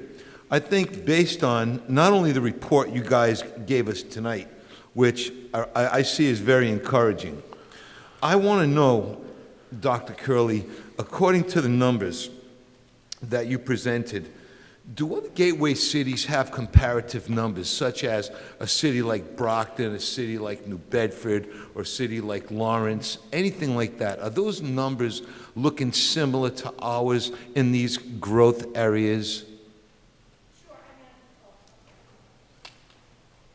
We do have numbers that didn't include here. We do have numbers that I didn't include here with respect to urban schools in district that was shared among that network, where it looks at what we see is that we have more schools identified, a higher percentage of schools identified within our district in terms of their percentile scores and requiring assistance. But we're like outpacing the other communities in terms of the amount of progress we're making toward targets. So every school, every district gets very personalized targets, and in Fall River, our schools are doing a much better job in terms of meeting targets, in being in this category that says we're improving or better. We're meeting a higher percentage of our targets than other communities like ours. I thank you for that. In our district, I perceive some of the issue as one of demographics. I'm not using that as an excuse. It's just a fact. There's so many transitional students and not a very high level of teacher retention that contribute to the inconsistencies in some of our scores. So I want the general public to understand that we're dealing with factors sometimes out of our control. Every classroom that I've had an opportunity to visit in the past couple of years, I've been thoroughly impressed with the level of instruction I see going on between teacher and students. I'm also impressed with the level of classroom management I'm also witnessing. I'm seeing students engaged. I'm seeing students work in teams with the workshop model. I'm seeing them come up with answers. They're very resourceful. I see teachers look very enthusiastic. So the picture I get physically, and then I read that headline in the newspaper, and it just gets me, it gets my Lebanese up, and I get my temper flying, because then I start cussing all of that. But I want to commend you, and I know that these numbers are hard figures, and I see my friend Matthew Damaris, the principal at Durfee High School, here in the crowd, and I spent a lot of my career at Durfee High School, and I know the numbers look tough there, but we're working to our capacity. We're not failing our students. We're working to a great capacity to serve students instructionally, socially, emotional, and as well as our SPED services. We're not perfect. There is room for improvement, but I want the public to understand we're working diligently on changing these numbers. We're moving the needle forward, and I know with the new Chapter 70 formula coming down the pike, we're going to have more financial resources to address some very critical needs. So I want to commend you all. I'm not done yet. I needed to know, can we be invited on any of those learning walks? That might go on to Dr. Carlson. Can we be informed of some learning walks and potentially participate? Absolutely. I can send out, even tonight, we have a list of every single learning walk and date and time. That would be absolutely, I'd probably go ahead and send that through Dr. Malone's office, and he can share those with you. Thank you. And to Superintendent Loesch, I was very pleased to see in your assessment when it comes to professional development. You and I have been talking directly about training up the paraprofessionals who work in your SPED department. I think it's incredibly important, and I noticed that you addressed that tonight. It really made me happy to see that. That is what is going to continue to help our classroom instruction move forward and deal with all of the demands of a student's IEP. Thank you for that. And for Dr. Dargan, as one who spent his career in social emotional, I'm really pleased to see that we've taken on the philosophy of choose love. and to use the 4 pillars as such. And these 4 pillars are the pillars that would help young minds develop a sense of character and a sense of values within their own selves, driven by the mentors, the advisors, the teachers, and the counselors around them. If we can continue to espouse this philosophy in our school district, we will see great things moving forward. I want to thank you for your diligence in moving the needle for social emotional learning. With that, I yield. Thank you, Mr. Corey. Mr. Martins? First off, I thank you for all the work that went into putting in this presentation. It certainly is an effort and a half. I have a few questions in here. On where it says, keep in mind on the page that you had, it makes reference to weighted average for 2 years, 60% for 2019. And as you go through what was provided to us and as weighted averages there, how is the weighted, what does that mean and how is it calculated? If I could ask Dr. Curley to stay with us. Thank you. So the weighted average piece for the district ended up being not as important because in 2018, we earned 42% of our target points. And then in 2019, we earned 42% of our target points. So when the weighted average had no impact, and so that's why I didn't speak of it too much. But at the school level, it makes a difference because if you met 40% of your targets in 2018, they would take that 40% and multiply it by 0.4. And then if you met 80% of your targets in 2019, they'd take that 80% and multiply by 0.6, and then adding those two together, come up with the weighted average. Something similar happens in terms of percentiles, so that if whatever percentile ranking you had in 2018 is weighted at 40%, whatever percentile ranking you had in 2019 is weighted at 60%, and those two pieces are added together. Well, I appreciate the explanation, went a little fast. Oh, But sorry. Nevertheless, it's all right. Sorry. Nevertheless, I'd like to be able to see that in writing. Sure. As to how the weighted averages come out to be on several areas in here. Okay. Going on into here, what is it? It's the Office of Instruction. And there's a double asterisk there for 3. Directors of curriculum. If I can find it. It was the double asterisk for the directors of curriculum. sorry? It was the double for the directors of curriculum. Okay, now, is this, I didn't see where the asterisk is made reference to in here. No, So- that was just, I was doubly excited to tell you that the addition of our directors of curriculum were a key, important addition to the Office of Instruction. Okay, so this you already I have. did not make any reference to them except for right next to it. This you already have, and not a hint to have 3 more. Nope. Okay. While I agree with all of this, here it is, yeah, addition of 3 directors of curriculum. Not in there. I believe that all of the things that the Fall River Public Schools is doing is certainly helping. My problem is for what is being done, okay, is that sufficient in regards to increasing student learning? I don't see anything in here that makes reference to the proficiencies of students in here. And I'm kind of surprised of that, Mr. Superintendent, And at your seats, I did, since I live alone, and nights are kind of long and lonely, I like to do educational research, so I did. All right? And you're at a disadvantage because of the fact that you don't have a copy of it, I guess. But nevertheless,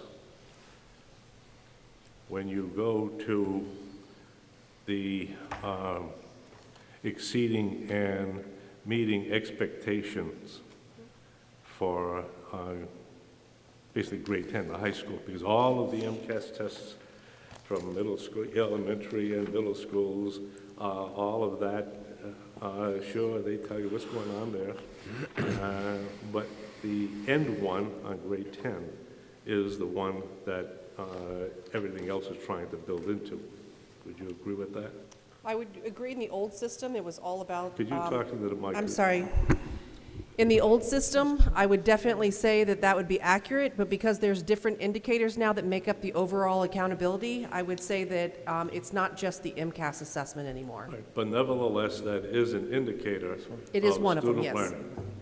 Yes, Okay, no matter how you cut it, that's an indicator of student learning. absolutely, and a very important one. I didn't do all of them. All I did was exceeding and meeting expectations. Okay? For all of the schools within the city. Also, part of this is that there's something that may be old but still in existence, and that is Composite Performance Index, CPI. You agree? I'm sorry, what was the question? I can't hear you, I'm sorry. What was the question? I'm sorry. The question is that CPI, although an old measure, is still in existence as a current measure. I'm not, for science, yes. For English language arts, for math and science. Yeah. But it's only Title I. Is it? I'm sorry, I can't hear You want you. to talk about it? The answer is yes. All right, it does. Okay. I took the liberty, it's something I've been doing every single year, back when my computer only allows about 10 years of data on it as far as a graph is concerned. And on the last page of that document that I passed out, which the superintendent handed to you, is a graph from 2009 to 2019. And you can see that you can interpret it any way you wish in there. But if you were to look on the first few pages of it, you can see on the individual schools and the years 2016, 17, 18, and 19. Mr. Martins, it looks like your graph and what you're talking about is that we've been flatlined, or there's been no real change, significant change. You're Is right. that what you're trying to say? That's right. Okay. Absolutely so. I would agree. All right. Now, I guess the next question is that, if that is the case, and I believe in professional development. I believe in social and emotional learning. I believe in all of these things. All right? I also believe that the Durfee expects the preparation of students from the middle schools. The middle schools require the preparation of students from the elementary grades. So where do you put your money? As far as I'm concerned, again, I'll use the time to indicate that, hey, let me ask you a question here. Take any particular classroom, except the APs, if the whole class is AP, which then they should be going like crazy. Oops, sorry. Going like crazy, and no stopping these students. Keep on going. But what would be the average class, number of students in the class? Average class size 26. 26, give or take. 26, okay. Would that class have perhaps one student who has a one-on-one para? I'm sorry, I don't understand your question, sir. The question is, on that hypothetical, Do we have Class. classes that have one-to-one pairs? Is that what you're sorry? asking? Are you asking if we have classes with one-to-one no, pairs? on this imaginary class that you have, okay? Average is 26 students. Let's assume that, is it possible that that would, perhaps that class would have one student with a one-on-one IEP required? I'm sure that we could come up with a lot of hypotheticals. I'm sorry. I'm not sure what you're asking, sir. I'm asking, is it possible to have one student in that class for 26 to have a one-on-one para? As written in their IEP, if that is a requirement of their IEP, yes, that is Yes, absolutely. okay. All right. And that para is to help the student, both physically if necessary, and academically if necessary as well. If that is written into their goals and objectives, yes. Yes, okay. So now you're down to 25, okay? All right. Of the 25 students, is there a possibility of having students in there, that class, that are have an IEP, but they doesn't require a one-on-one? Yes. You could have a class, an inclusion class, that have kids that range from, it could be a sophomore class, but kids' abilities range from first grade all the way to 10th grade Okay, and beyond. okay. Approximately how many students? 5? According to when I was a special education district coordinator, there is no cap at the number of inclusion special education students in a class. However, in the district, we say that we do not want more than, what was it? We max out at 10. 10, okay. But that would not necessarily mean that they have an IEP. You're talking about an IEP as all students have a deficiency for academics. Because we have IEPs, students on IEPs for emotional disabilities, learning disabilities, visual, hearing, there's, I believe, A whole 15 slew different of them, categories? Absolutely. Okay, 9 different categories, so it would be dependent on their needs. Okay. So there'd be one additional parent in that classroom for those 10 students? Not necessarily, sir. If you had if it was an inclusion class, generally, inclusion classes have a general education teacher and a para, and then in your scenario, you had a one-on-one as well. Okay. Of which case, now you're down to 15. Okay?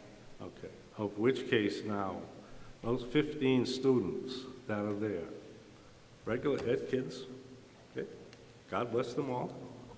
Of which case, they're not getting the information. They're not understanding the information as to the extent that we want them to do. And, so now, again, I go back. We had a classroom para, or 2 classroom paras assigned to each teacher or by class, by needs of a class in there. Those scores would go up. If they were trained in the core content and understanding of delivery Of of course, standards. that you have the professional development. I'm not against professional development. As a matter of fact, I like the idea, and I only saw it once in here, and that was for special education, that there would be professional development for paras and new teachers.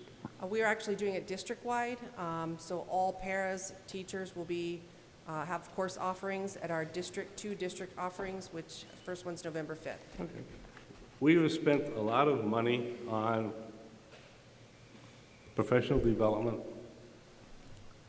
on other issues all money that's spent well, but there's a finite amount of money.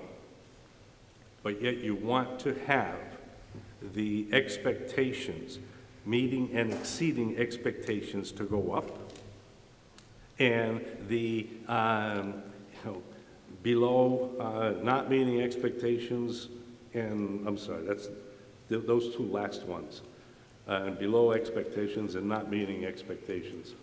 You want that to go down, and you want the other two to go up in there.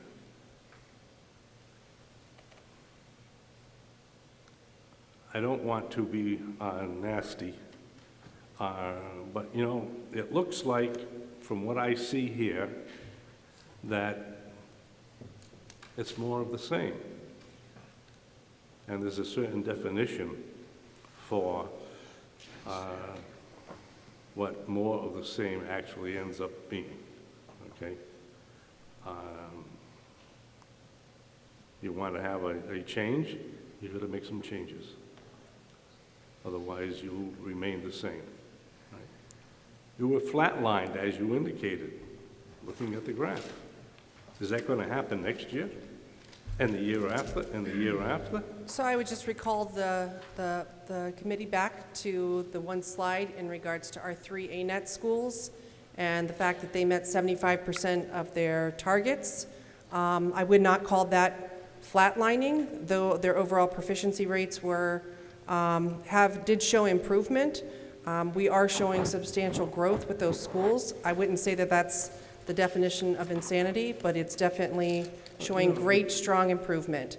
If you get the scores of elementary grade students higher than what they are now, there's a couple of schools that are fantastic, really high, okay? And again, sometimes you may have to rob Peter to pay Paul.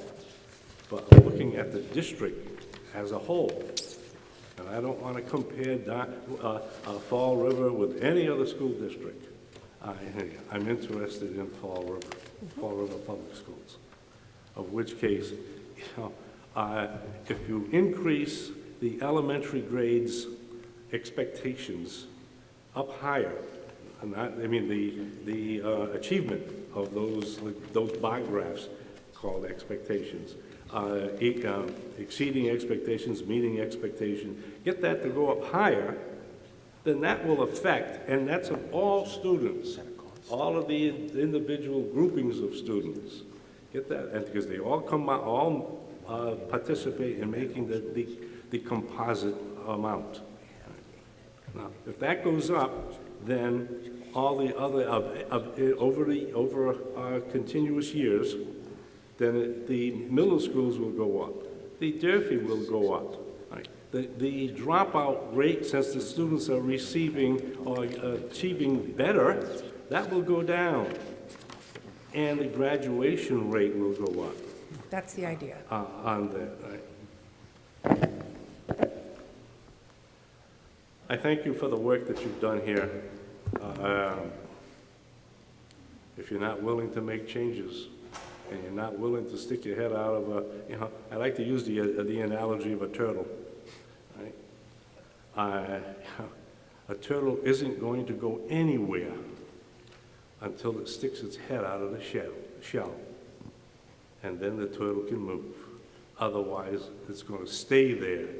You know, I once rescued a turtle on Brayton Avenue, a fairly large turtle, right? It was crossing the road, right? And cars were wishing around it. One car with a lady in it stopped to try and stop the traffic. Well, I pulled my vehicle over. As a matter of fact, I blocked a couple of lanes. I got out of it, I grabbed a hold of the turtle, and the turtle was frightened, and its head was in the shell. As soon as it's going to move until the car perhaps would run over it and kill it. I picked the turtle up, and it was a pretty large turtle. Picked it up, walked across the Brayton Avenue, and put it into the water. Okay? Well, the analogy is you got to stick your head out in there. And if you're not willing to, no, delete it, I won't say that. You need to make changes. It's got to be within your elementary grades in order to be able to improve. And there's certainly, there is a finite amount of money available. And now, how can you get your biggest bang for your buck?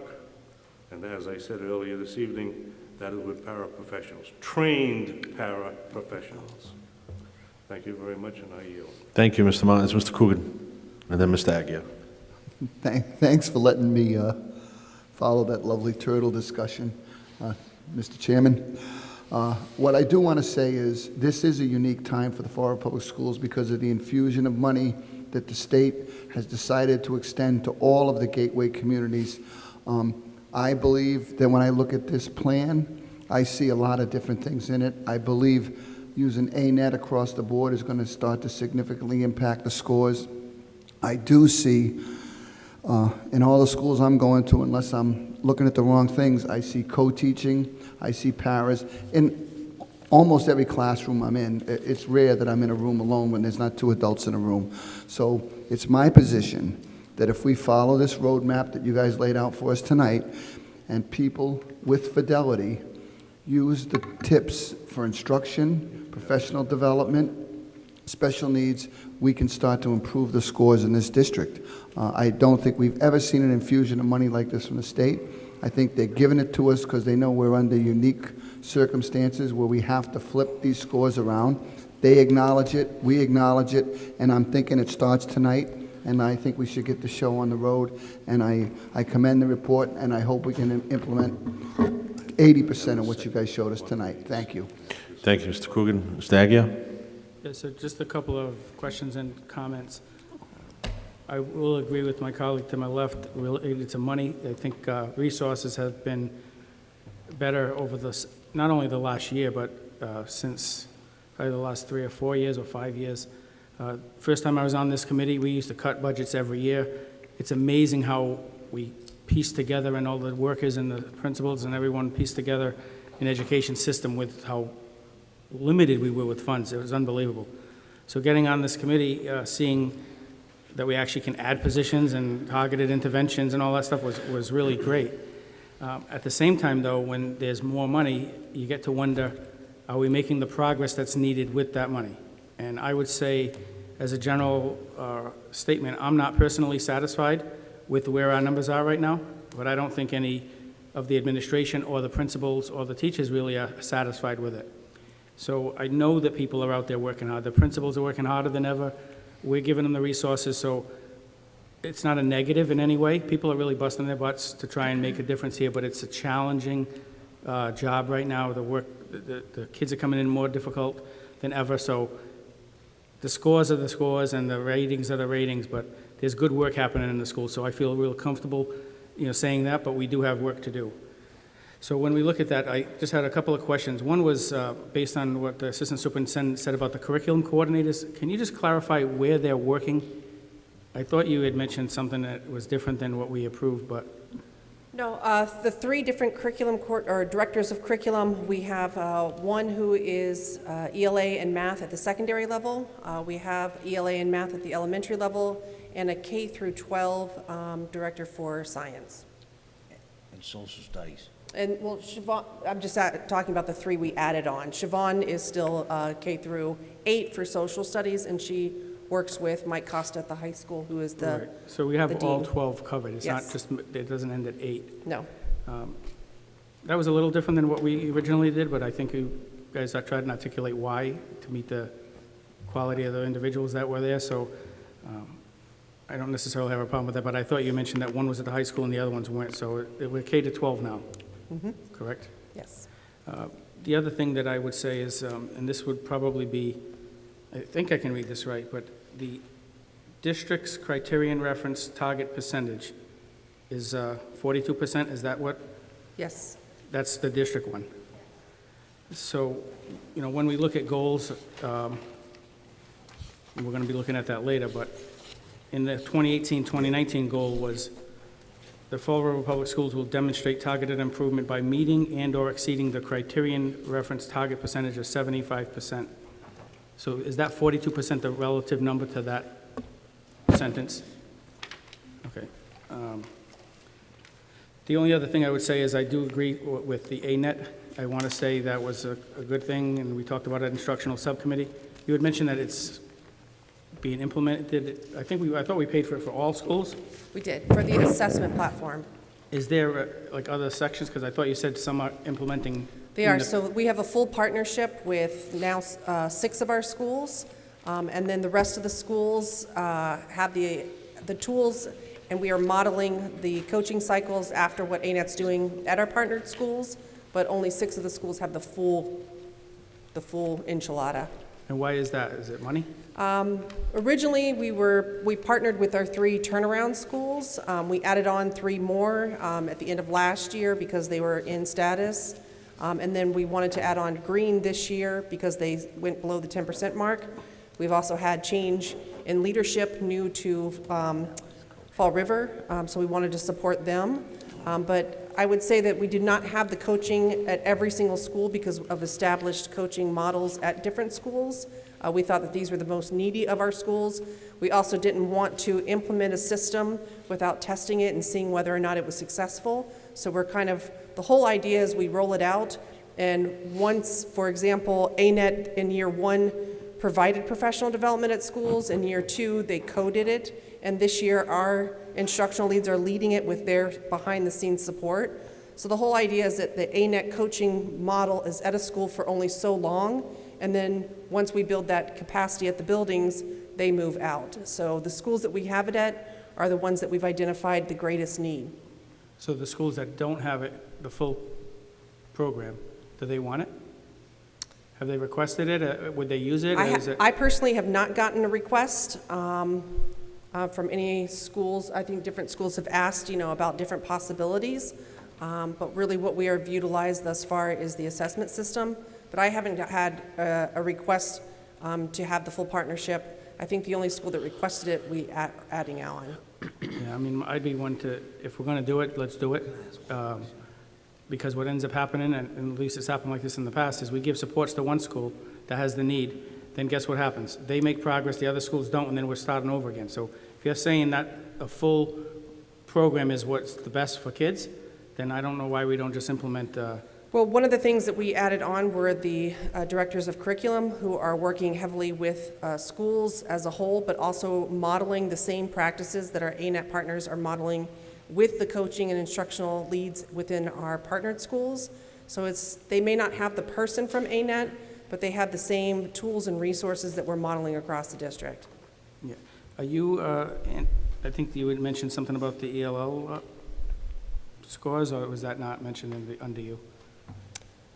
So, somebody mentioned the scores related to English language learners, or the new name. So the English language learners have been moved underneath my department this year, but no, last year they were not under my department. So in the next steps, can you just articulate again, because I might have missed the slide, what is the plan for the, we need to make progress in that field? Absolutely. So we actually just had a meeting today. What we're looking at is we're looking at having some coherence across the district for our foundations classroom as a first start. So we have REACH within our elementary schools and EDGE in our secondary schools. What we're really focusing on right now is a team of educators have come together to look at how we're rolling out the REACH product within our schools, but also how we're tying on the phonics program, whether or not we're going to use straight out from REACH or whether or not we want to supplement. We did an inventory of the different schools and found that different schools are supplementing the REACH in different ways. We're trying to kind of build that coherence across the district. So I've been working very closely with Fernanda and her team. We're also looking at how she and her team are providing resources across the district. And then the last thing, at the high school level, very in particular, as I've been working with Mr. Damaris to look at how we are providing coaching and support at the high school level. Ms. Souza, who has been the department head for not only world languages but ELL, is new to the ELL world. So what we're really trying to do is to get more direct services at the high school to support the teachers in those foundational classrooms.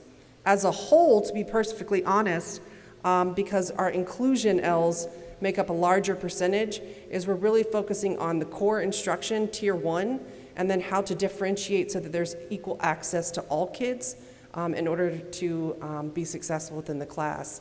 So all of our professional development that I talked about earlier is really centered and focused around the workshop model, where during the work time, how can we differentiate? And some of our schools that are in the audience have already started to do these things, such as the WIN blocks, so what I need now. And that's really just using data, ongoing data, in order to intervene quicker. So it's not just specific to our L population, but also our special education. So Mr. Loesch and I have been collaborating on the Orton Gillingham, which he also talked about, which is just a different way to teach students that are having a hard time with the core and accessing the core. So it's Yeah, I didn't mean to have you go on. I just didn't recall seeing a focus on that particular piece. So it sounds like you have some plans. Yes. Maybe we can get something in the separate cover. Absolutely. Saying what the plan is. My one question, though, is you said about resources across the district. What is a foundation room, and is it all created equal? Foundation rooms are for students who have an access score of up to 2.3, 1 to 3. So this could be new to the country or new to the district who have an access score that's below 3. So that's how you get into it. What about where are they? Are they at every school? We have different tracks at different schools. So some schools do not have foundational classrooms and others could. It was dependent on open classrooms. What is the staffing in those rooms? So Is it we the have same? a teacher and a para in every single foundational classroom. Maybe she might want to. Yeah, we'll let Fernanda come down and answer that, but the question, it used to be 3 years ago, we had one strand at the Laterno School. We now have strands at Laterno, Green, Viveris, and 5 schools across the district. At Henry Lord, we have a split foundational programs, meaning we have K1, 2, 3, 4, 5. At Viveris, we still have one, which is the 4-5 grade. My question is more along the lines of if we've expanded it to 5 different schools. The way Are the resources the same in each of those classrooms? So, No, we have been outfitting schools as we add so what is the need there? classrooms. I'm sorry? If you said no, what is the need, and where is that need articulated to the committee? We're focusing on English, like on ELA, so we're using the REACH program, and we have been. He's asking the question, is the model the same in all the classrooms? A Yes, the teacher- model is the same in all the classrooms. What we're looking at proficiency levels, so proficiency levels according to WIDA standards is 1 through 6. So we broke it down from 1 to 3, which Yeah, so they you're need a saying lot the more model's the same. support. So if there's any foundation rooms in the city, if you gave me the list of 20 places, each one of those has a para, is what you're telling me? No, sir, So they're not the same? absolutely not. But you just said they were the same. I said in terms of how we decided to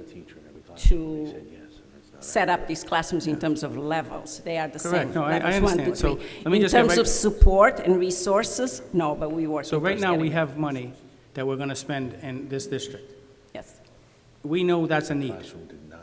Everybody says it all the time.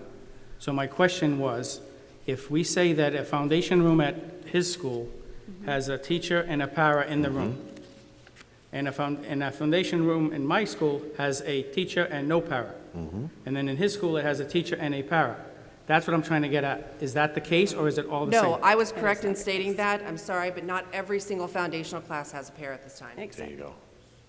Yes or no? What's the answer? No. I thought we had a para in every single class. We don't? That's right. Not everyone. So how many don't? I'm telling you, one of the Viveris doesn't, or didn't.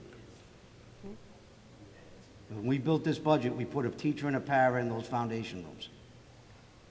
Did we not? Oh, they're all scrambling. I believe we have 1 or 2 classrooms that do not have a para, All right. and that's it. But, Tonight, we're asking for 2 paras. sure.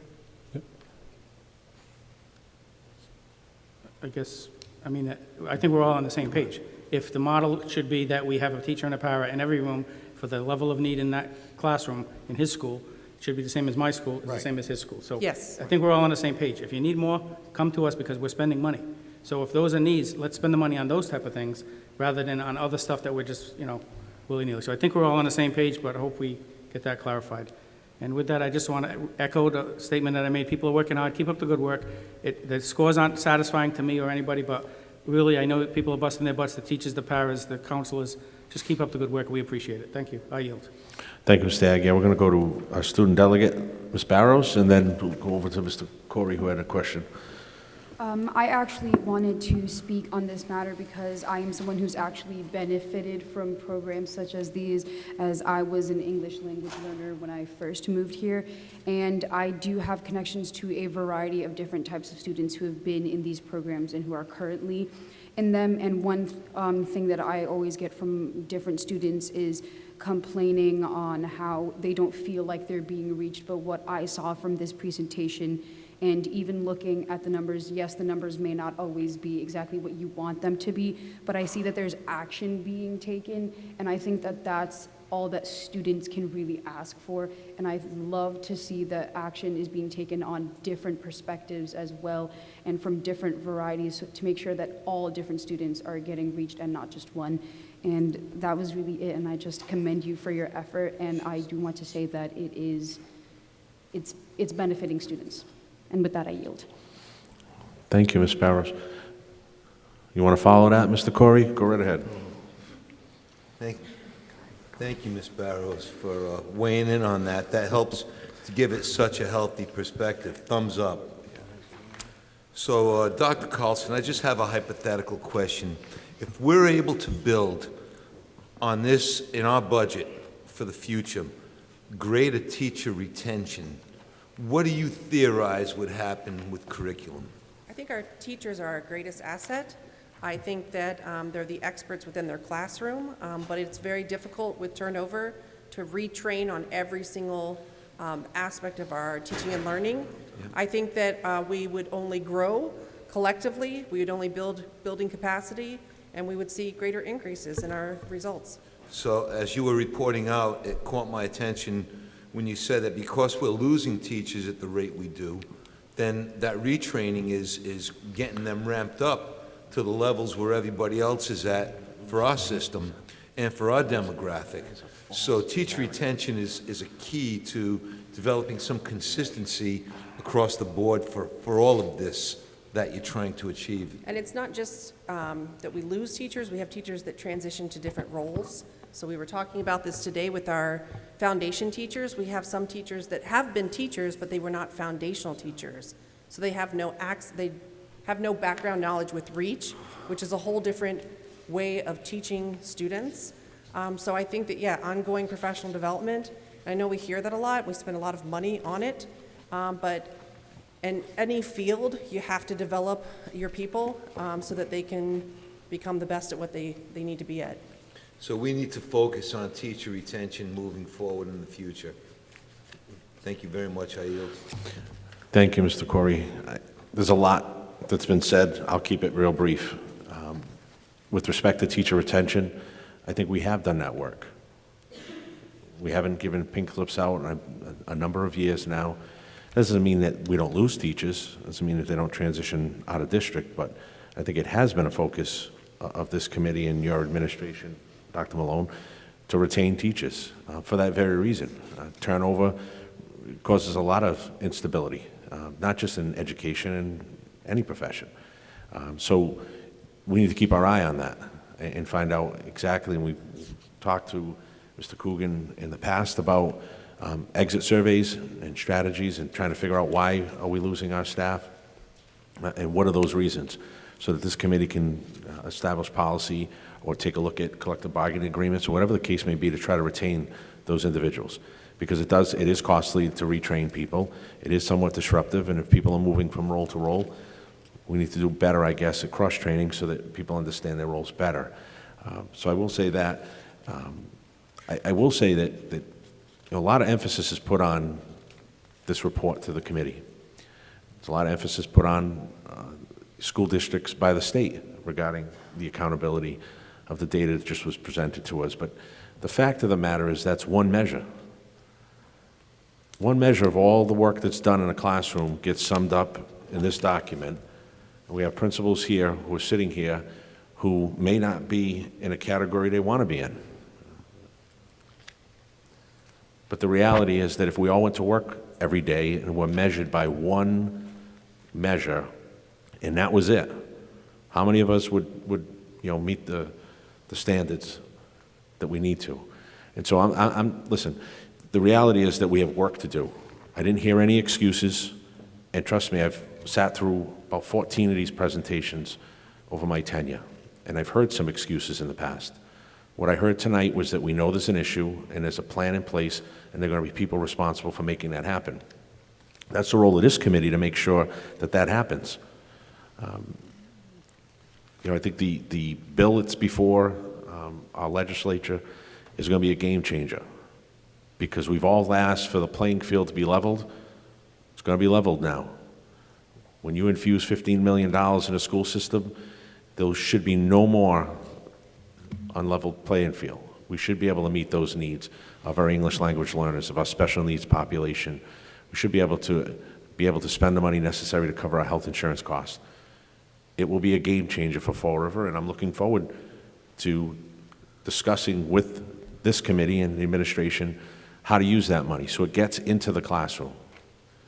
If we know ANET's working, let's make it district-wide policy that each of the schools use ANET. And I know it comes with a cost, but everything that I heard here today, professional development, the different strategies that we're using, majority of those come with some sort of resource attached to it anyway. And so if your hypothesis you said was correct, that the schools using ANET, you saw an improvement, then shame on us for not making that a priority for this district to infuse those funds. And not just infuse funds, but make sure we're holding everybody accountable to using it, as someone mentioned, with fidelity. It's one thing to implement a program, but if it's not implemented properly and the support and training's not there, when it's not being monitored properly, and we're not making changes if we see there's a need, the program's never going to work. I don't care what you put in a classroom. I will just end with this, that the schools that are in the focused targeted support area and the broad comprehensive support area, they know who they are. We know the work that needs to get done. If there are services or resources, I should say, that are needed for those schools, then I would ask those principals to go through their chain of command and get that information before this committee so we can make some decisions. We still have one-time money available. We're going to talk later about the innovation fund for schools to access funding to improve their school improvement plans. It's a great time to start talking about what the needs are and how we're going to address that financially. So let's not dwell on the fact that we have some of these issues. Let's stay focused and keep working at it. I think the fact of the matter is, given our changing population, some could argue that flatlining isn't a bad thing with a district like Fall River. I know it's tough to say. People say, "What, is he crazy?" Okay, I said it. Maybe flatlining a district with the transient population we have and the needs we have and the funding available resources that we have, maybe flatlining isn't necessarily a terrible thing. But I think there's work to be done. I've heard some plans in place. Let's implement those and let's measure how we're doing, and hopefully we'll start to turn the tide on this. I'll give the last word to Dr. Malone, and then if there are any further conversation, we'll move on. I appreciate the fact that you commented that you didn't hear any excuses. We're not here to make excuses. We know the data is something that we're never going to be satisfied with, and I think we got some hungry warriors out there who will not be satisfied with whatever these results are or what they may be. You are absolutely right, though. A sophisticated analysis of the data would suggest that over time, given the changes and ups and downs of different transient populations, newcomers, threefold in a short period of time, and we've maintained a certain level. And in some areas, if you're really talking to psychometric analysts, they're going to say that's actually growth. We're not satisfied with it. We have a plan in place. We continue to move forward. We're going to make sure that those rooms have what they need. The reason why we didn't bring forward ANET across the board, because it was going to be too much at once. I rolled out slowly the first year with the two level 4 schools, and then we grew. Tonight, you actually voted to increase to green. That was part of the contract. To go district-wide, I'm looking at approximately another $140,000 That's something that we may bring back. It's not to vote on tonight, but that may be something that we bring back. I don't want to put ANET right now in schools that perhaps have, what Dr. Carlson mentioned, a really good coach model. We have the curriculum and the assessments in place for all the schools, but it's that additional coaching part. There's a time crunch with that, and a lot of schools already have their improvement plans, and they've already begun the year with that. Having said that, we'll come back and have that conversation with the committee in November, once we have more conversations with our team. And that's something that there's still money unallocated that could be used for that purpose. And just to, Mr. Martins, I love you. I think you're, sorry to see that you're not running again this year, and I've greatly enjoyed working with you. I'm doing my best to make sure that we have the paras in the right seats. I know you've mentioned that several times, and you've said, but it's not an either or. It's not professional development or paras. It's got to be both. And that's really, if you can think about what our strategy's been long-term, it's both the training and providing those additional capacity resources to make sure that in the classroom level, our teachers are supported and have what they need. We have had some problems this year with some paras that left and the ability to fill. We have a new training in place that Dr. Doggins put in for all new hires of paras. That will be a 2-day training for everyone that we bring in. This is all going to be beneficial to us. Next year, and again, Mark's right, and I've been doing, I don't know, I've probably been a superintendent as long as you've been a school committee member in 3 different places, and sometimes you're right, it does get frustrating, because every year we come in, particularly in the gateway cities, and we're always in the same place. But here's the kicker. Guess who else is in the 42nd percentile? Diamond. What was their headline compared to what ours was? And that was the frustrating part. I know you're a great alum there, and so are you, and Joe's the former superintendent, but I care about Fall River Public Schools. And it would have been nice, and I just want to say, I called the paper out on it. Guy sent me an email back apologizing. They didn't correct it, but he did apologize because they understood that. But that's the reality. We're not doing well enough, but guess what? No one's beating us right now. And when you look at the other districts around the Commonwealth, we're all within that same band. And the truth of the matter is, communities that are funded at 100% or below or slightly above will always be in that band. And that's why it's such an important thing that we get this bill passed, so we can really get the resources in place that we know will make a difference. Different districts that are kicking butt on huge achievement scores, we know what they're funding at, 130% of net school spending, 140% of foundation. We're not there yet, but we're going to get there. It's going to be a long walk, and we need tough people in place. I got some tough people. I know the parents are going to hold us accountable, and I know this committee is going to hold us accountable. We don't make excuses, we don't point fingers, we don't blame, we just do. We'll get the results, it will come. That's all I'm saying. Thank you, Dr. Malone. That ends the presentation and discussion. Thank you, each of you, for your time. I'm going to ask the committee if they would consider taking agenda item 9 out of order. I know there are some individuals who, during citizen input, had made a request of the committee for some resources. I believe there may be some discussion related to that and potentially a motion. So is any objection to taking 9 out of order? Hearing none. So agenda item number 9 is a discussion and vote to approve the expenditure of the Puerto Rico U.S. Virgin Island relief funds as referred to by the Finance Subcommittee, presented by by CFO Kevin Almeida.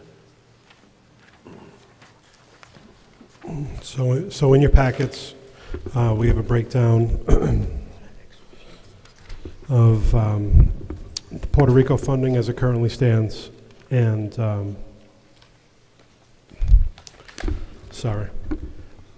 Puerto Rico funding from FY19 totaled just under $1 million. How much was that? It totaled just under $1 million, $983,938. Item number, no, it's out of order, but item number 8 commits $200,000, potentially leaving us a balance of $783,000. What we have proposed for approval tonight is $200,000 in contingency a $74,268 for an ELL department head at Durfee, $20,000 towards a Spencer Borden inclusion playgrounds, and $20,000 towards the Green School playgrounds for a total of $314,268. After that's said and done, it would leave us with just under $470,000 in the Puerto Rico funds to be allocated.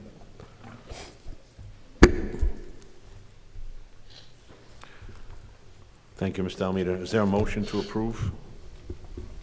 Motion.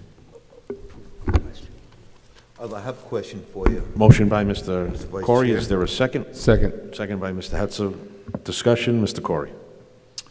Mr. Vice Chair, looking at the breakdown of this, the funding here, I have a question in the form of a motion.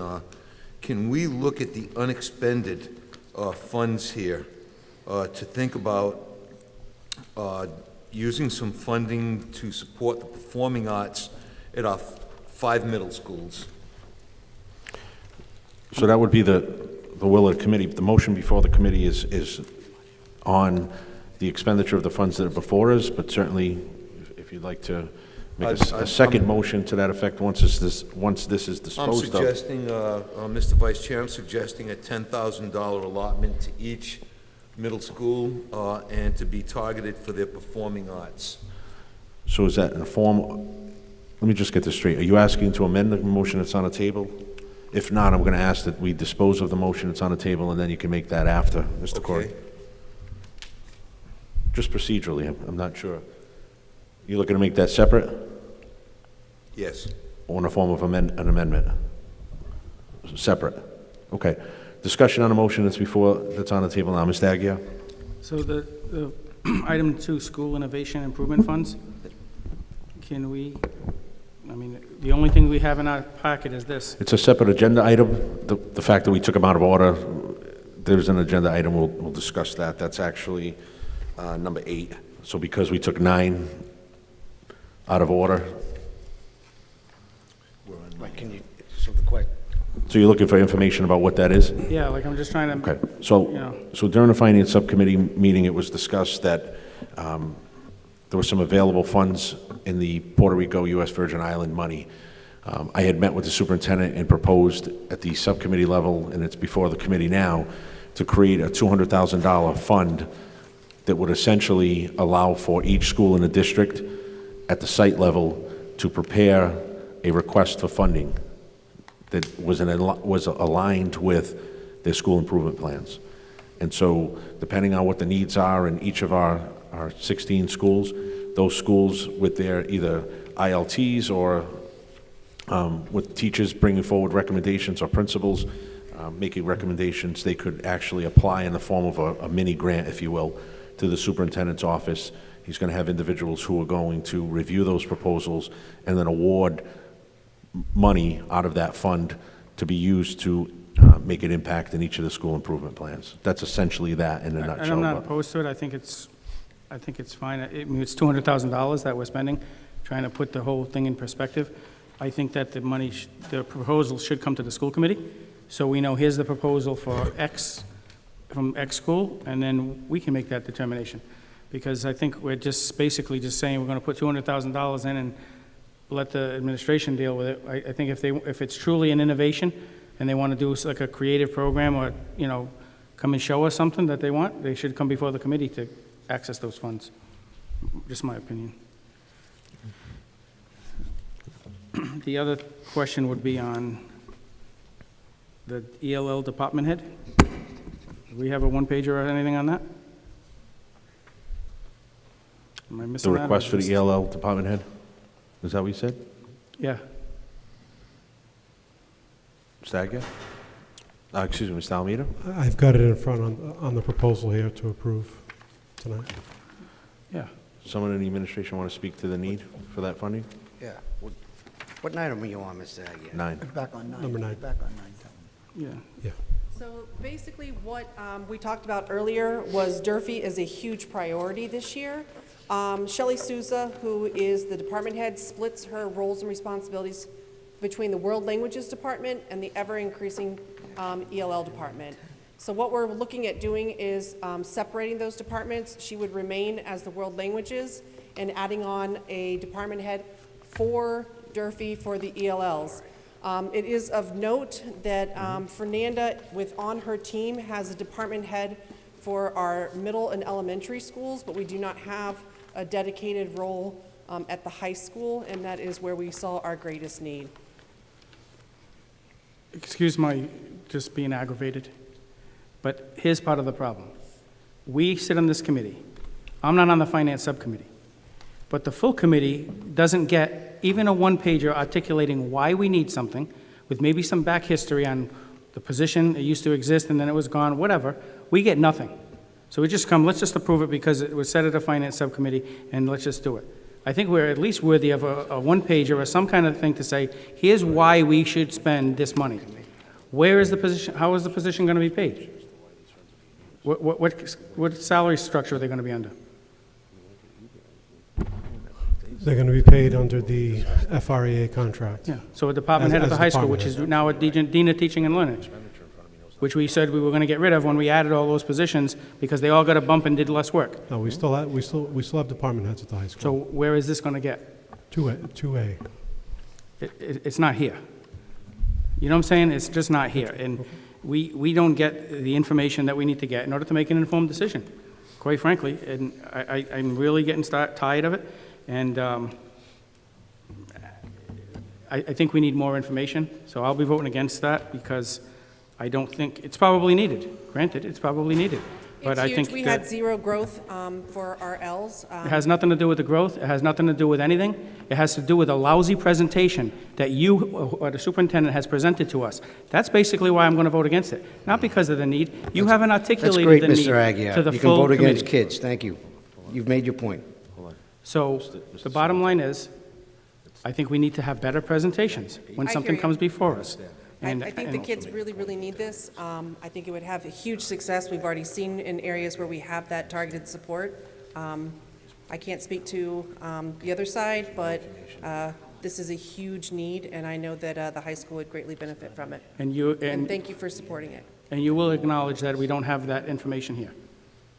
So- So, Mr. Aguirre, I will say this, that I agree with you that this committee should have all the necessary information it needs to make informed decisions on votes. Mr. Almeida, going forward, I'm going to ask, just as one member, You got it. unless the committee doesn't, agree with me on this, but I will say this going forward, I'm going to ask your office, when we have finance subcommittee meetings, if there's a vote to refer on any expenditure, that there be some background information attached to it, so that all the members, the whole body, has an understanding of, and to Mr. Aguirre's point, he's right. The subcommittee who sits there, we hear that dialogue. If you're not on a particular subcommittee, you may miss that.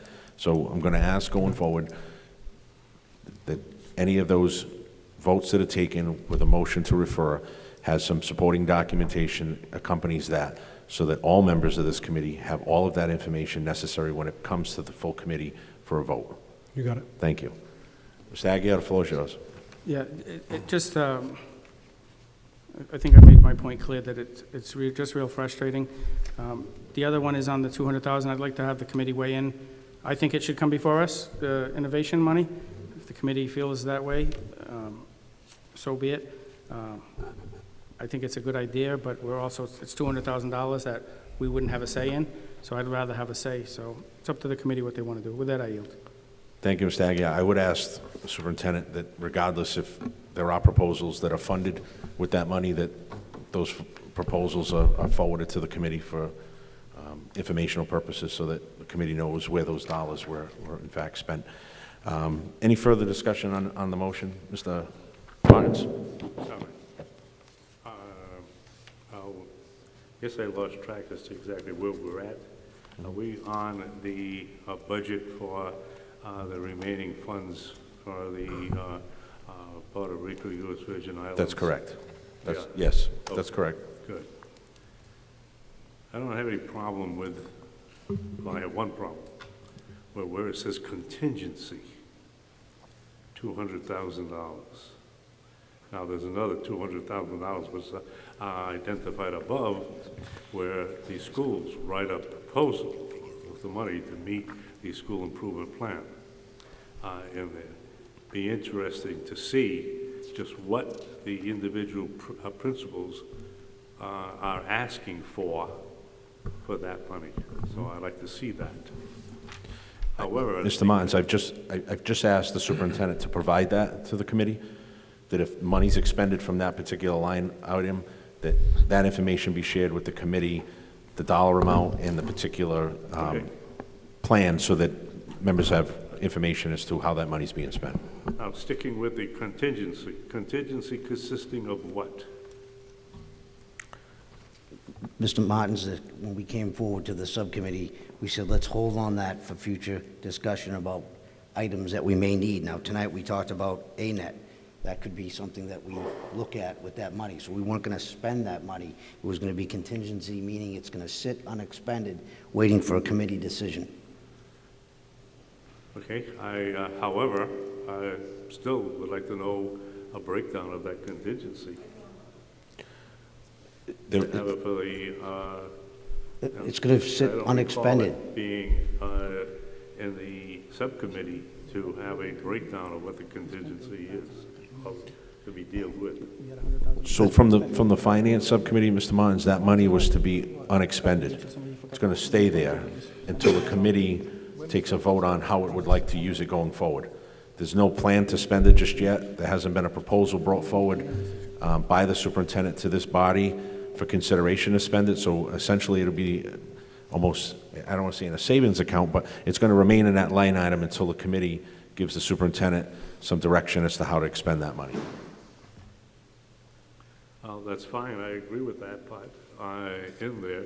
But then, are we to, what's going to be done is with relief to the, with regards to the relief funds? Are they going to be approved or going to be held?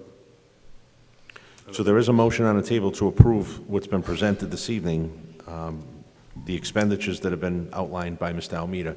That motion's been made and seconded. We're having discussion on that. So we will take a vote at some point to either approve or deny the request that's been brought forward by the administration this evening.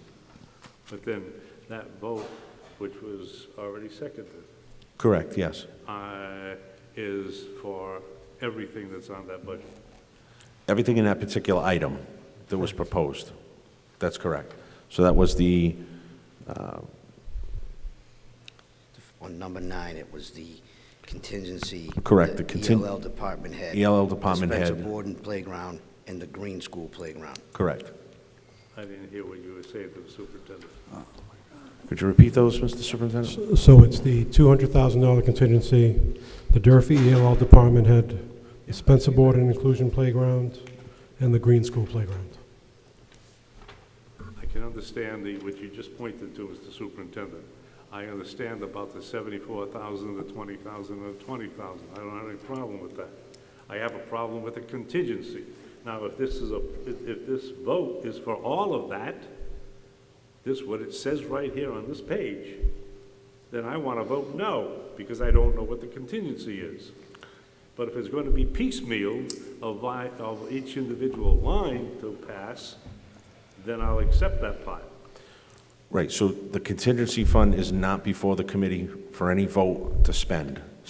It's going to remain unexpended in that particular line item until the committee gets some recommendations from the superintendent and his administration as to how to expend that. All you're taking action on tonight is to make the expenditures that are before you, which will leave that $200,000 as a balance in a contingency. Okay, is that all part of the motion and to be voted upon? Yes. Yes.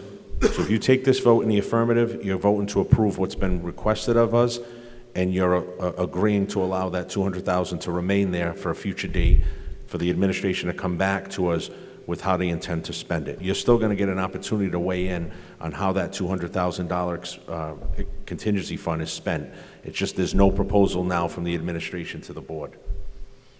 Okay, I don't have any problem with it as long as the contingency is frozen there. Correct. And it'll be unexpended. It'll be thought out at a later date. Correct. It'll be unexpended until a presentation's made to the committee for approval. That's correct, Mr. Mons. Any further discussion on that, Mr. Aguirre?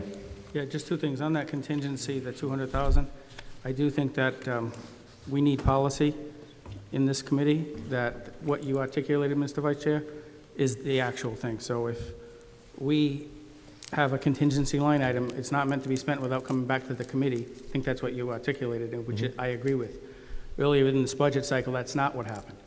So I do think we need to be consistent on the policy. I agree with what you said. We shouldn't spend contingency money in a school department budget without coming back to the committee for that vote. So the vote tonight, just let me be clear to Dr. Malone and Mr. Almeida, the committee's action tonight is not to establish that as a contingency fund for which the administration then go spend out of that account. Correct. That money will be left there, and any future requests will be brought to this committee so we can take action on the expenditure of that money. Yeah, I think that's, Okay. going forward, I think that's how it should be for all. My last question was on the department head, the 2A. Where did we get the 74,268 for the salary? It's $87,000 broken down based on the number of days remaining for the school year. Yep. Because there's all different numbers. And do we have identified a person? No. No. We'd have to post. What is the job of the other that's being split? What is that other job? For the foreign language, Dean of Teaching and Learning? World language will be its own department head. And we're going to have sole designated focus for EL with the other one. But I'm saying the foreign language is a Dean of Teaching and Learning like the other department heads? No. At the high school? No. It's a department head. They get paid the lower amount? Yes. And you're recommending this also at the lower amount? Yes. Yes. I think I made my point clear. I'm not happy with it. You know, I do not want to not support it because I do think we have a need. I don't like the dialogue. I don't like the attitude that I was given when I asked the question. But I'm going to vote for this for the good of the program. But I can say for the public, for you, Mr. Superintendent, Assistant Superintendent, I don't like the attitude that I was given back when I made a legitimate concern as a school committee member. My last point is if we have contingency of 200, why don't we just add the 469 so that we have the contingency? We have a lot of like these, let's spend these monies down and then we'll have this. Then we have these monies down and spend this. I've been asking for a few months to say, what is our total money left in the checkbook per se for us to spend? We have this much here, we have a little more there, we have some doing the budget thing, I have other questions. Why don't we just include all of the available funds in one line and say, guys, this is what we've got, X dollars. The color of money is different for some of it. So we couldn't take the 200 and just add it to the 469? We could, but we wanted to hold that 200 now in contingency in case I got something to bring forward. We still haven't gotten to what we were about to talk about, number 9. That's going to decrease that, hopefully. Yeah, I'm going to vote for it reluctantly, but I do think we need to get clarity on what we have available before we start deciding, let's just spend money on a whim. But don't we give monthly, apples to apples? So what we'll ask, Mr. Aguirre, hearing your concerns, again, unless the committee speaks otherwise, that going forward, Mr. Almeida, in your monthly budget report, if you can also just add a column or just some information about these one-time funding accounts, what the total balance remaining in those accounts is, so that the committee has all of the information it needs regarding what's available for future expenditures. I yield. Does that cover it, Mr. Aguirre? Yes, thank you. Okay. Any further discussion on number 9? Roll call. Mr. Aguirre? Yes. Mr. Coogan? Yes. Mr. Costa? Yes. Mr. Hetzel? Yes. Mr. Corey? Yes. Mr. Martins? Yes. Mayor Correa? Mr. Corey, was there a secondary motion regarding Yes, there the is. use of some of this fund? Mr. Vice Chair. I'd like to make a motion, to support performing arts at our middle school level as a feeder program to the performing arts that's already being performed at Durfee High School. There's a definite need. Our school district has always been supportive of the arts throughout the decades, and we've been lauded for it by other school districts I know that are struggling to support their arts program. So I see some unexpended funds here. I'd like to make a motion to use some of these unexpended funds to support our 5 middle schools with $10,000 each targeted for the performing arts program. Mr. Corey makes a motion. Second with the question. Seconded by Mr. Hetzler. Discussion on that motion. Mr. Agia? So what is the request? I'm not in favor of the support of the programs, but why is this coming to us now? And are they unfunded? I mean, what's the point of it now? And does anybody have more information than, because it seems like other people have more information than every other member. So what? Well, can somebody hold on a fill me in? second. Hold on a second, Mr. Agia. Let me just clarify something. I believe Mr. Corey's making this motion based on information he heard this evening at Citizens Input. I believe Ms. Costa outlined very clearly the needs that she's experienced and the resources that she's had to request or look for. I think Mr. Corey, and I won't speak for him, is responding to that this evening based on available funds that the committee may have to expend. As far as other members having more information, I'm not really sure where that comment was coming from, because I'm giving you the background as I know it. You had two individuals speak tonight about a need in the district. Mr. Corey's making a motion based on funds that he is as a member of the committee, knows is unexpended. As far as other information, if that was directed towards me as the vice chair or person running this meeting, then I would say that I take exception to that, because I don't know of any other information. My question is around, I don't disagree with the program. Okay. But when somebody comes before us and say they've been underfunded and the district hasn't funded them, it begs the question to say why. Why has it been, when we have all this money, and did the principal come forward with something? Do we pay any money for the current program? Is there any background info that we can say that's a valid concern or that's not? Hold on.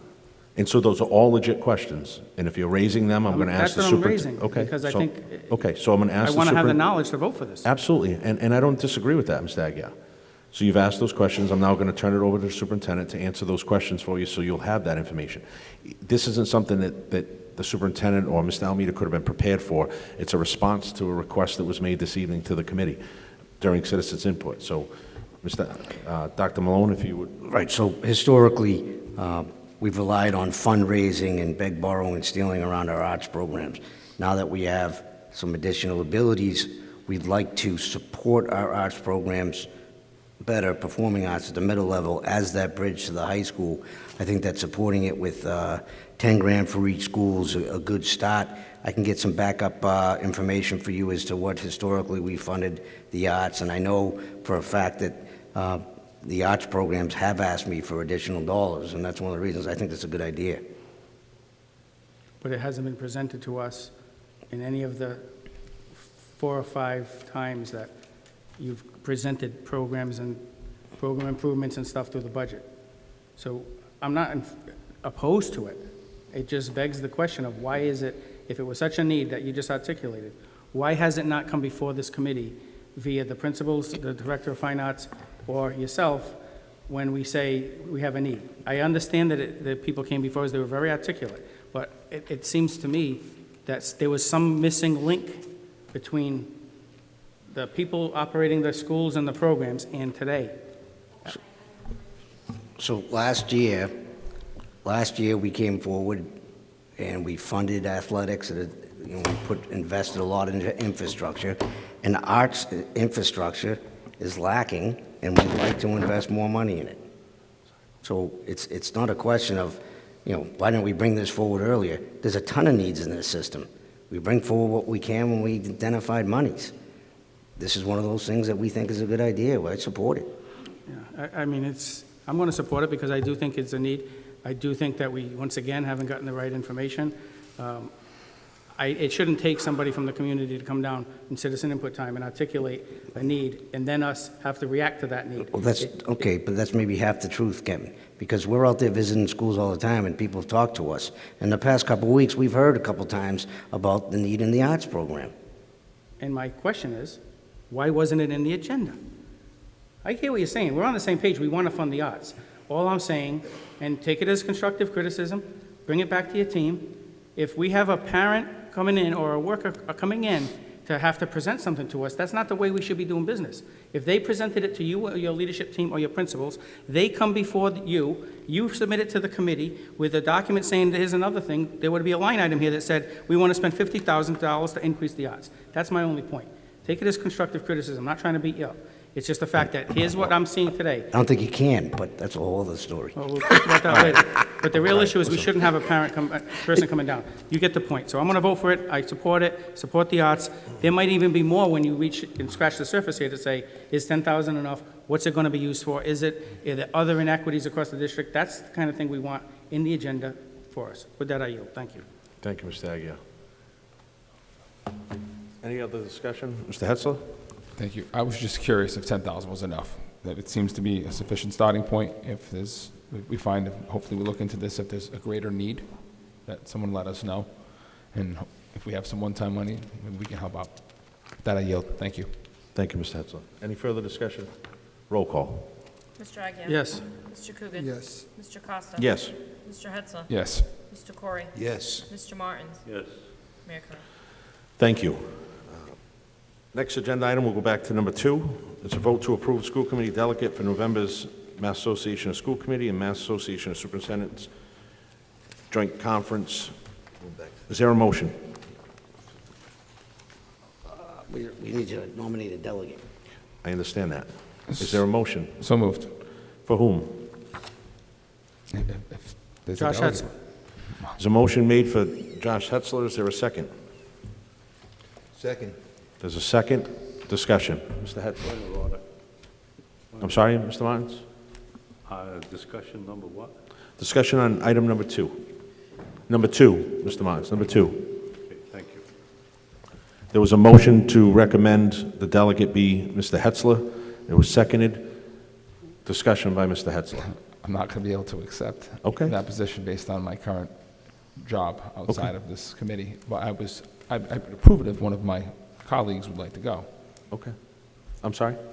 One of my colleagues wants to go to Okay. this. So there was a motion to refer Mr. Hetzler, to recommend Mr. Hetzler. He's unable to attend. I know I went last year and I cannot attend, so Okay. somebody else. Is there can. someone on the committee that can attend, that plans on attending, that can be the delegate for Fall River?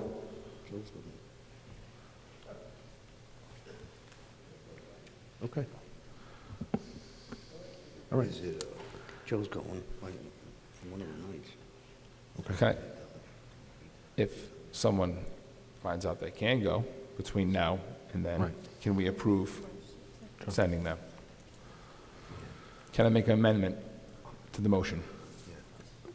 The motion now is to to recommend that you attend it, but what's the amendment? Well, I'd like to amend it to not say that I'll attend it, but that if between now and the time of the conference, one member of this committee can go. So that Mr. we can fund Hetzler's it. amended the motion to suggest that if there is a member who's able to attend, and the schedule permits, that person be the delegate for the school committee. Is there a second to the Second. amendment? Seconded by Mr. Aguirre. On the amended motion, roll call. Mr. Agia? Yes. Mr. Coogan? Yes. Mr. Costa? Yes. Mr. Hetzler? Yes. Mr. Corey? Yes. Mr. Martins? Yes. Mayor Curran? Thank you. Item number 3, discussion and vote to approve the second read of the school committee and superintendent's goals as presented by Dr. Malone. Is there a motion? Is there a motion? So moved. Made by Mr. Hetzler. Is there a second? Second. Seconded by Mr.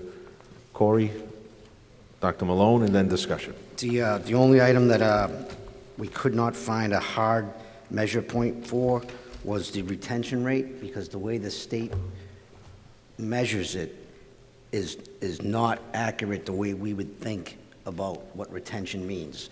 Tom Coogan can explain more, but so we just wanted to come up with something for tonight so that we could vote on this with this one measure point is a little more flexible.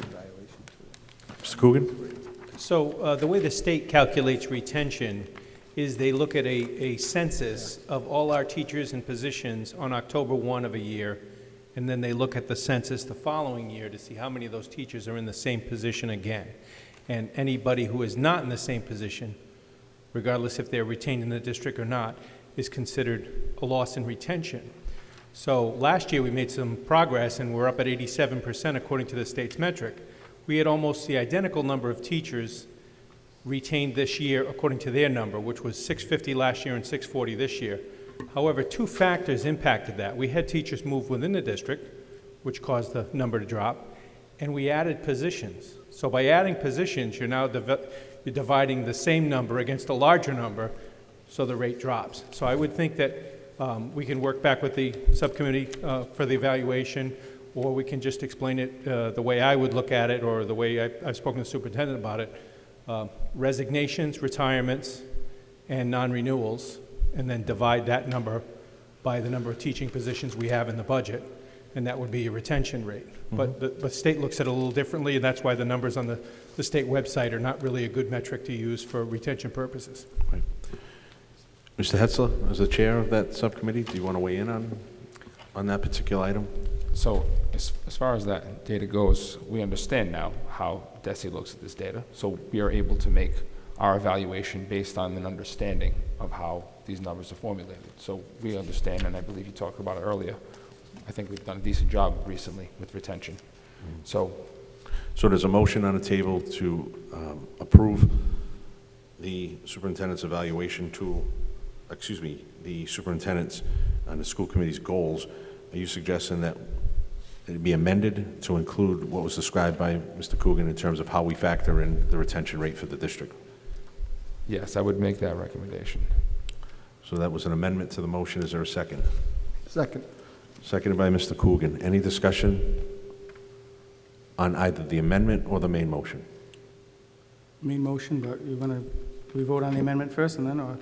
Well, if you vote on the amendment, it'll carry, but if questions? you want discussion on or question on the main motion, that's fine. Mr. Aguirre.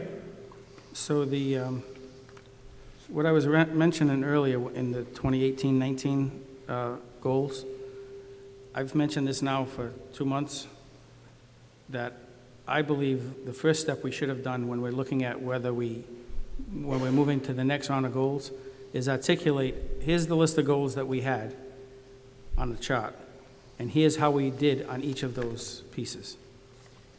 We still don't have that information now. We'd have to piece it together.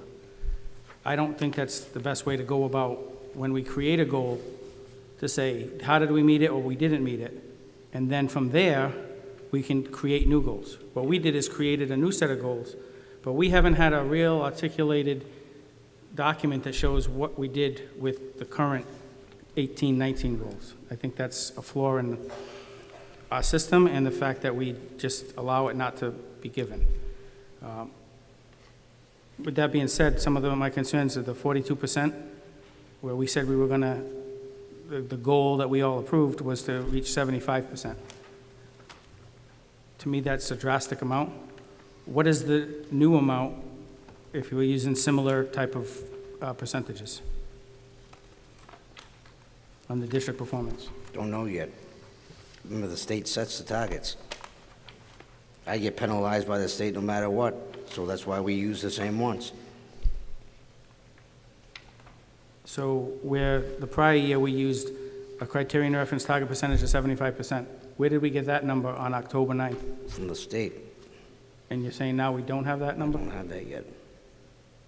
But we're going to approve these tonight, or is this a second read? We said before approval? 75, no, this is approved tonight. This is the second read. Well, what I'm saying is the second read, does that become final? It does. Yeah. So are you saying you want to put the 75 back in? You understand my question? Yeah, It's, I'm just going to insert whatever the state says. I don't know if it's going to be 75 or 85 this year. But it doesn't say that in what we're But approving. we just use what the state's accountability rankings are.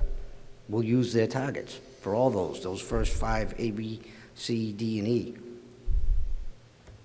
Right, so in the first one that says, targeted improvements across accountability, making moderate to substantial progress towards targets set by DESC. Yep, and what does it You're say telling me next? that last year they said it was 75, but this year we don't know what that is? And we said these will be available to us over the next couple months. I don't believe we voted, when we voted on last year's goals, we didn't have their targets yet. We added those in once they came out. Yeah, I'm only looking at the top one, the district one. in what we had for second read, because I went back to my notes. On October 9th of 18, this is what we used. So what I'm just looking at is, are we actually lowering our expectations for goals or not? And you're saying it's going to be what the state is saying. I'm not sure what that is, but there was clearly a 75% number in here, so. And I'm going to say it again. We're going to use the state's target, so you're not lowering your expectations. The state targets will be higher than they were this year.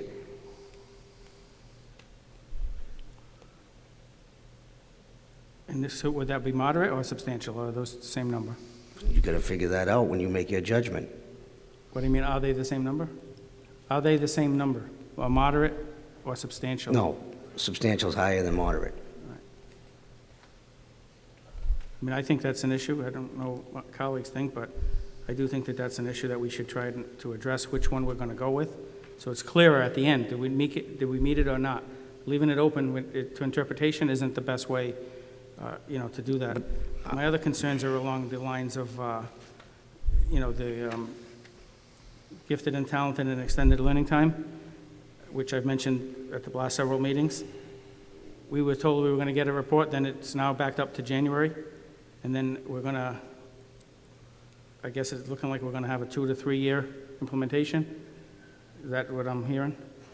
We're going to bring forward a report to the committee, hopefully winter before budget season. We've been working very hard on this for a year now. This is complicated work. And we don't have anything to go on yet? No, we're relative going to bring forward a report to you. We're not bringing anything half-baked. Got it. My last question is on the last page about the RPA's Pilot Evolve Academy, competency in 3 of the 5 competencies. Can you explain what that is? Is that how many kids are in there? Is that, because it just seems like 3 of 5 Evolve competencies. Right, but so they is that have... not related to school. Right, so there's, in their grading requirements, the competency-based determinations, if there's 5 products, what we're suggesting is that in 3 of them, the students will show mastery. And that's how they're going to be graded? That's typical grades, that's just their typical grading in that academy? Yeah. And is that a lot of kids, or is it? We've got about 21 kids in Evolve. Nice. Pathway. Thank you. I do think that whether we approve this or not, we should get a list as a committee, ask for the information. We should get where we're at, especially now we have all of the scores in and all that. So right. I think that we should just go step by step in what was last year's goals, and you might have a good reason why we didn't meet it. I'm not saying that if you didn't meet a number that it's the end of the world, but I think we should at least go on to here's what our update is on where we're at with it. And here's Kevin, what, we got to 42 out of 75. It's no secret. We presented that to you tonight. no, I don't mean, I'm not talking only that. I'm talking just about all the different Okay, lines. so the way it works, the evaluation subcommittee met, Yeah. and we talked about, and we're going to present to you the tool tonight, and we talked about and agreed to that I would do a self-evaluation that includes the answers to all your questions that you just asked, and I'm hopefully going to have that to you by either this Friday or by Monday of next week. And then that's going to give you at least 3 weeks to go about and do your evaluation, and then the public meeting on the 19th, we'll do a public report out. And you're going to have all of my self-evaluation backed up with data, backed up with artifacts, and you'll have all that at your disposal. I'm not opposed to that. What I'm saying, though, is we're approving the goals for the next year before we get that. I think it's just sort of the carts before The the way horse. the a little bit. timeline works, that's the way it works. Yeah, I hear you. All right, I yield. Thank you. Any further discussion on the amended motion? Mr. Hetzler? Just on the amended motion, I'd like to ask if Mr. Kugel could just provide that information in writing for us at the time, so we all understand that data and how it's going to be calculated. Thank you. I yield. Thank you. Roll call. Mr. Agia? No. Mr. Coogan? Yes. Mr. Costa? Yes. Mr. Hetzler? Yes. Mr. Corey? Yes. Mr. Martin? Yes. Mayor Correa? Item number 4, discussion and vote to approve the superintendent's evaluation tool is referred by the evaluation subcommittee, presented by Dr. Malone. Is there a motion? Motion? Made by Mr. Corey. Is there a second? Second came from Mr. Aguirre?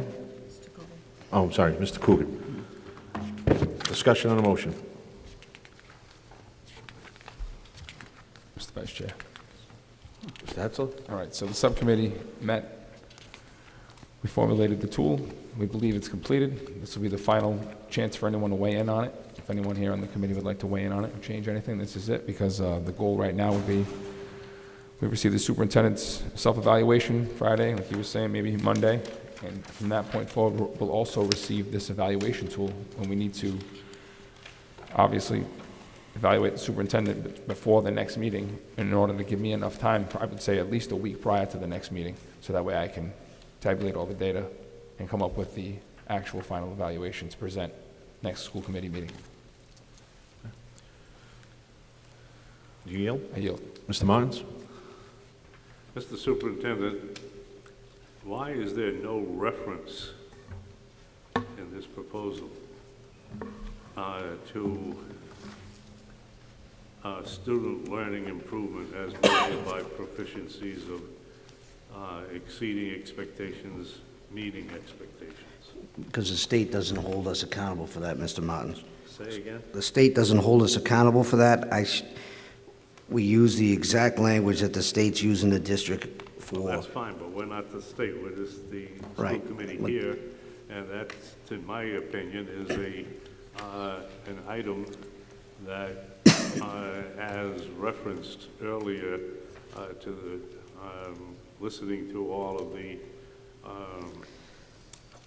MCAS Right. Presentation, there was no reference to student learning improvement there, and with the information here, it's following suit, no reference to student learning improvement as well. I should think that there would be some measure of indicating that you exceed expectation growth by a certain percentage, and meeting expectations by a certain percentage, which then would result in a decrease in partial and not meeting expectations. Right. It's on page 4, Mr. Martins. I hope you are still understanding that in 2017, the state changed the test. So you can't go back before 2017 and do a comparison of meeting and exceeding and total it up and come up with, oh, this year you were here and the next year you were here. It's a different test, Mr. Martins. I mean, I don't need to argue this with you right now. in as much as I'm not going to be here Yep. for this full year, I'm going to abstain from when the roll call is for voting. I'm going to abstain. However, all of the rhetoric that was said this evening with regards to MCAS, in essence, this is basically the same doggone thing, and it's going to be, if you don't make any changes, like the turtle sticking your head out with regards to what you're going to do with elementary grades, you're not going to go anywhere. All right.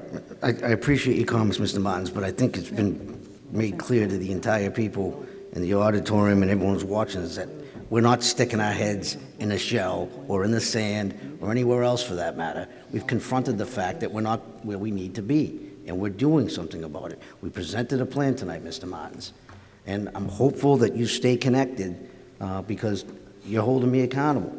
And I've done everything that you've asked me to do since you met me. I've built the CVTE programs. I've added paras. We're doing the best we can, Mr. Martins. We're going to do better. You know, I like to look at data and make determinations based on fact on there. And that last page of that document that you're holding, going from 2009 to 2019, you're relatively flat. Now, any mathematician would look at that and project, okay, there's going to be some radical changes in order for it to go up. Otherwise, you're going to be flat again. With that, I yield. Thank you, Mr. Martins. Mr. Aguirre? Just a question on the format of the, when you make the composite of these, so if we have 4 sections, is it like 0, 1, 2, 3, 4 for the scoring? So on like the first page, it says unsatisfactory, needs improvement, proficient, exemplary. Is it 0, 1, 2, 3, 4? That's how we compiled them last year. Say it again? That is how we compiled the That's how it scores went last last year. year? Yes. The only question I had was when it gets to the second part about the goal one, there's 5 sections now. And For we'll the go up to performance goals, 1, 2, 3, 4, 5. and then you'll average each Yes. one separately, not, Yep. just for statistics Each row purposes. gets calculated based on And all then of our you'll scores. somehow keep it all the same, because when you have 4 in one and 5 in another, sometimes it's not fair. If we did, like if you're at 2 points out of 4, or 3 points out of 5, and you average the score of 3, it becomes it could either help the superintendent or hurt his score. You get what I'm saying? It's Right. not necessarily on a 10-point scale, let's say. Right. That's, I guess, maybe the goals are separate too? Do the goals get reported out separate than the other pieces? All of the data is averaged out from everyone, I couldn't- regardless, if there's 4, then 1, 2, 3, 4. If there's 5, it's 1 through 5. If Right, there's but- 3, it's 1, 2, 3. Yep, what I'm just saying is, the one that's for 5, the score out of 5, that's for the professional practice student learning goals, so that's sort of on a separate, the rest of the report is all 1, 2, 3, 4. Right. So you're gonna compare apples to apples, is what I'm saying, when it gets done. The 5s would have their own report, because they're related to the goals, and the 1, 2, 3, 4 is consistent across all the other sections. That's, so it's just apples to apples. Absolutely. Yep, with that, I yield, thank you. Thank you. Any further discussion? Roll call. Mr. Agia? Yes. Mr. Coogan? Yes. Mr. Costa? Yes. Mr. Hetzler? Yes. Mr. Corey? Yes. Mr. Mo- Abstain. Mayor Mr. Ferraro? Corey was yes. Mr. Martins? I'm sorry? Your vote, Mr. Abstained. Martins? Abstain. I said abstain. Okay. You jumped the gun, though. I believe Mr. Corey was still voting when you voted as well. So as long as the Secretary, Madam Secretary, you have it? Okay, thank you. Motion carries. Item number 5, discussion and vote to approve the approval of additional FTE for Certified Occupational Therapy Assistant, a CODA, as So presented moved. by... Second. Motion made by Mr. Agia, seconded by Mr. Coogan. Any discussion on that motion? Hearing none. All in favor? Aye. All opposed? So voted.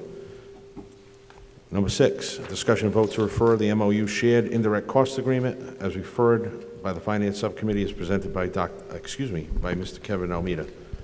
Is there,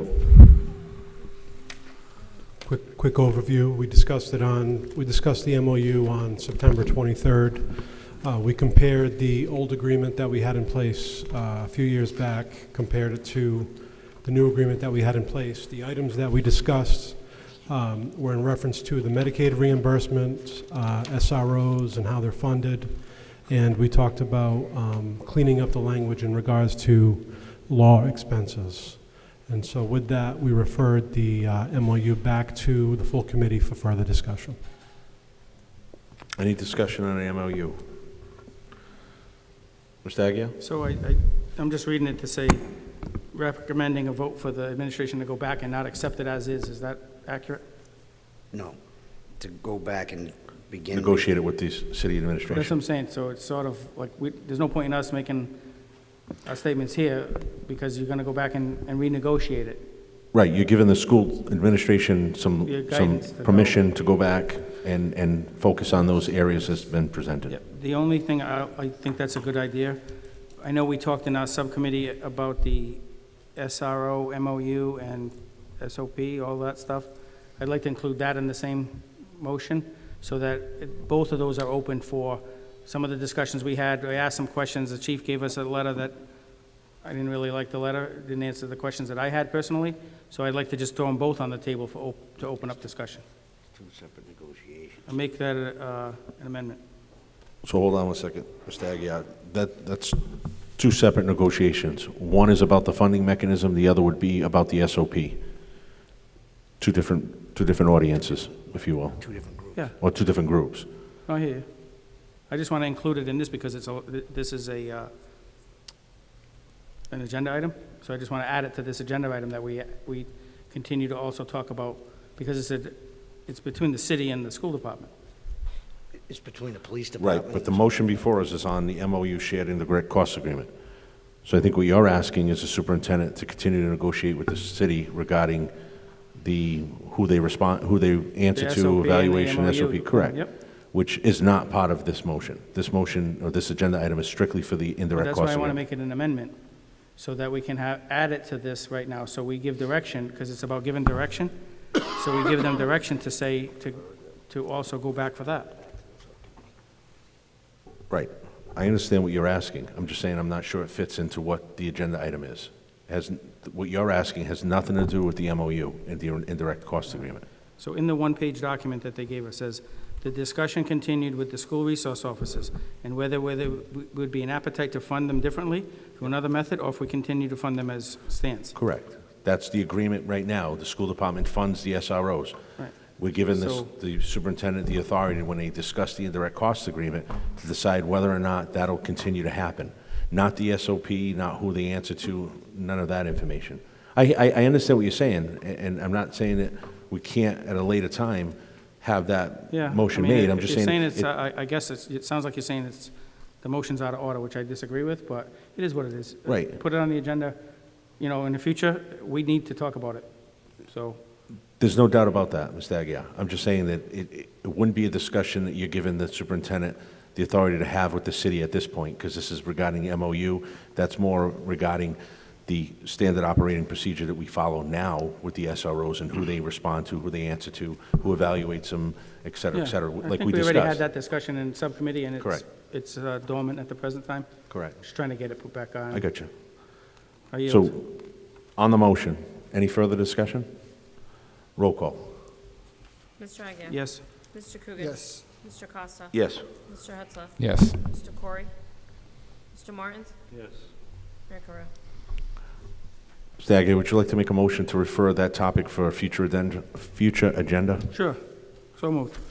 Made by Mr. Aguirre, is there a second? Second. Any discussion on the motion? Hearing none, all in favor? Yep. All Aye. opposed? So voted.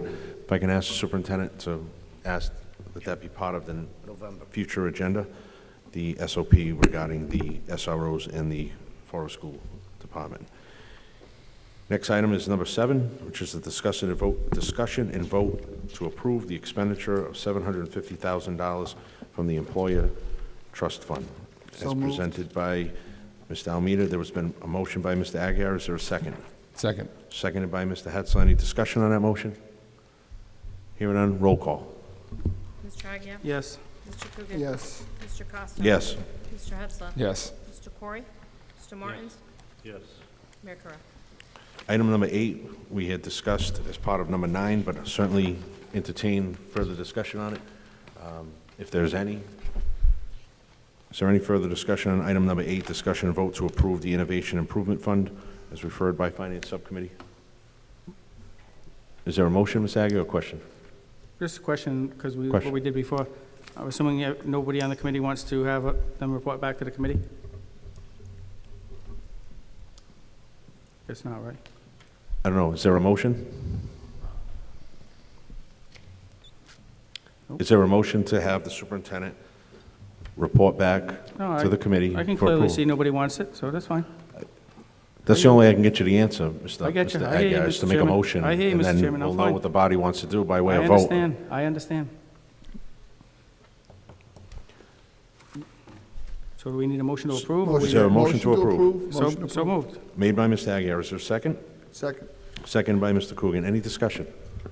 Mr. Martins? Isn't this the same thing that we discussed earlier? Correct, we didn't take a vote on that, Mr. Martins. We referenced the fund as part of the discussion we had in number 9, but the committee didn't formally vote to approve this innovation fund. To have the $200,000, For that purpose, correct, but we didn't establish the fund.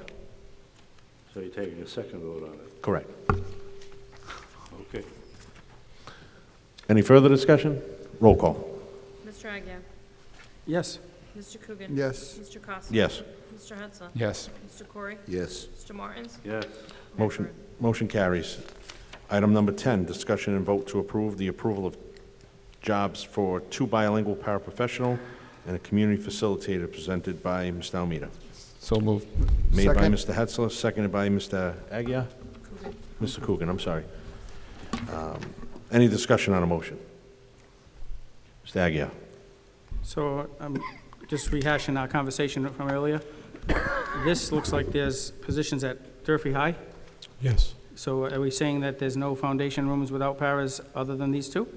No, there are others, but this specific request here is for, because of the growing needs of ELL, for the 2 paras and for ELL and the community facilitator at Durfee High School. But then you asked them to say, well, we got to make sure we have them in all, so do we need? Right. May I?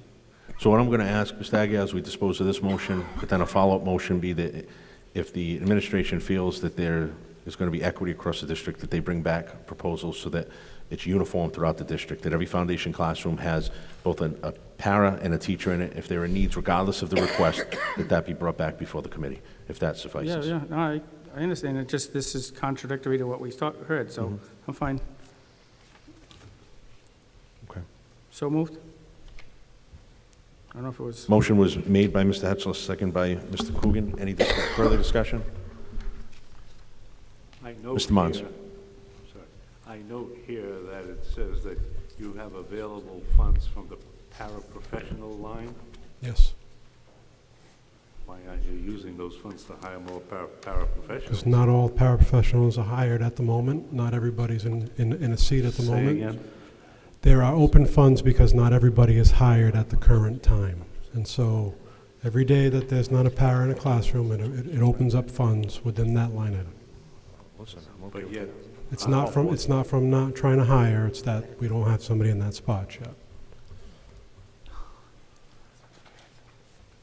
Unless the administration feels that there's no need for these paraprofessionals, then there's funds available. If the administration feels that there is a need for paraprofessionals, then there is monies already in the on the budget to hire them. Mr. Martin, so just to be clear, if I have 100 employees that are budgeted, I've probably got 95 to 99 of them filled every day. Every day we have openings. At this moment, at this present time, we have para openings. With the para openings that I have, we're trying to fill them every day. With the para openings I have enough money to fulfill this request that's in front of you. So that currently, I understand what you're saying, these paraprofessionals are paid by the hour, and if they don't work, they don't get paid? Correct. Right, okay, I understand that. So today, paraprofessional didn't come into work, doesn't get paid. That's available money. And you're taking all these available monies and you have enough money for 3 positions. Yes, sir. Of which case you still have enough money then to hire more paraprofessionals. We have the money for those paraprofessionals, and we have the money for the current paraprofessionals that we have money budgeted. for the paraprofessionals that come to work. But you're saying that you have extra money from paraprofessionals that called in sick, or they have sick leave, I'm sure they do, but of which case, all of these, no pays for today, no pays for tomorrow, so forth, and then you get X number of dollars to the tune of sufficient to pay for 3 additional people for ELL. Right? Okay, I can understand that. What I'm saying is that if you still have that additional money, if you're going to spend it for 3 LL teachers, then you could also spend that money for additional paraprofessionals. You could do that. Thank you very much. I yield. Thank you, Mr. Chairman? Mons. Any further discussion, Mr. Aguirre? Just one question. So with this vote, are we increasing the FTEs in the paraprofessional line item? Yes. But we're just spending money in breakage or whatever they call it. Correct. Correct. That's something that I think needs to be articulated a little. I'm still in favor of it, but we as a school committee need to create line items and say, we're going to have, to use your number, like 100. If we have 100 paras in the line items, FTEs, if we're going to add more, we need to get a special vote on that to say we're increasing by 3 which is, I guess, what this vote But- is. but that's But what it's I'm not asking for. necessarily articulated as such, because you're going to backfill the other people. Correct. So Right, but this is adding a- so what I'm saying to you is that we're adding positions, but because we have not filled every slot that's in the budget, we have available funding to fulfill another 3 positions. That's Right. what I'm saying. Structurally, at the end of the year, you're going to have a deficit, if you will, in the future, unless we add more money, because when all those other people get hired as well, and their benefits, it's a more costly thing than just Correct. 3 people. That's- Absolutely. Absolutely. That's all I'm If saying. everybody is in their seats, if 100% of the people are working, right now, going forward, it'll be more money to the budget, yes. Yeah, and I just want to, and I've said this a few times today, but I do think it's an issue. We, as a school committee, need to approve the line items in the budget. Same theory on the teaching, let's say. If you have 4 teachers, let's say we have 1,000 teachers, and you have 10 vacancies right now because you're filling them, you can't, in my opinion, as one member of the committee, say, we're going to take all those little monies that we had here, and we're going to add 10 more teachers to now have 1,010 line items without a vote of this committee to increase that number. But we don't do that. We've Anytime never anytime added- we add FTEs, we bring it Right, forward we've to you never for added approval. FTEs without coming Well- forward to the committee. Correct. We Because- always bring it forward. We cannot add FTEs without the committee's approval. So you're right about, used to figure 100. Tonight, we're asking for 103. There is a caveat to that, though, and I just for disclosure, if there's a need in special needs, because the law requires that that individual be provided that service, there are times in which the superintendent has made a decision to hire a special needs individual, whether it be a para or a teacher, in order to fill that lawful obligation. let the But committee know. outside of that, I would say that the practice has been, they would inform the committee typically when they're I guess- looking to increase the FTEs. I guess my just, and I think we're talking probably about the same thing, but the line that reads, after review of the current budget, please note that we have funds available in the paraprofessional line item to fund these 3 positions. We have some current openings within the paraprofessional ranks that have provided the funds to cover them. And what I'm talking about is that if we filled all of the positions for the whole year, we wouldn't have the money. We would need additional funds in the future years. Correct. And that's all I'm saying. So probably what I would, wouldn't fill 'em. what would have made it clearer was saying, this is increasing our para FTEs by 3, is I guess what I'm saying. So Okay. I support it, I think it's needed, but I think we need to focus on the committee having a say. With that, I yield. Any further discussion? I would just add that you wouldn't hire additional paras even if you had the ability to do so if you didn't have the funding. Correct. I would hold off. You'd hold off or come back and say, we need a transfer from a line item that had additional funds in order to cover additional needs if they presented themselves. In same situation, if I had so many, professionals or teachers, and for whatever reason I was going to go over budget, I would let you know that I was going to go over budget. Right. I think that's So- what I think what Ms. Agia is asking for is some assurances that that would be the case because you're exceeding what's already been budgeted. Correct. That you wouldn't fill those positions if you didn't have the funds. You'd come back to us and say, we need a transfer from a separate line item to cover those, or you wouldn't fill them. Correct. Okay. Mr. Martins? In that first paragraph, and I remember this, we discussed the possibility of funding for those 3 positions in ELL at Durfee, utilizing the Puerto Rico funding. And that is a very appropriate place to obtain that money, to pay for those 3 people because of the fact that it would most likely help for the purpose of that Puerto Rico funding. As far as FTEs are concerned, if you hire those 3, you increase the full-time, FTEs by 3 bodies. Well, if you take that same amount of money and add by 3,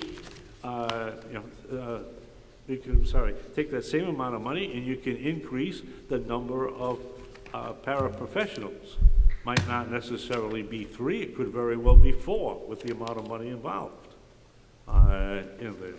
But certainly, I would support this. I like the idea of having ELL at Durfee, that's fine, for the additional positions needed, I agree.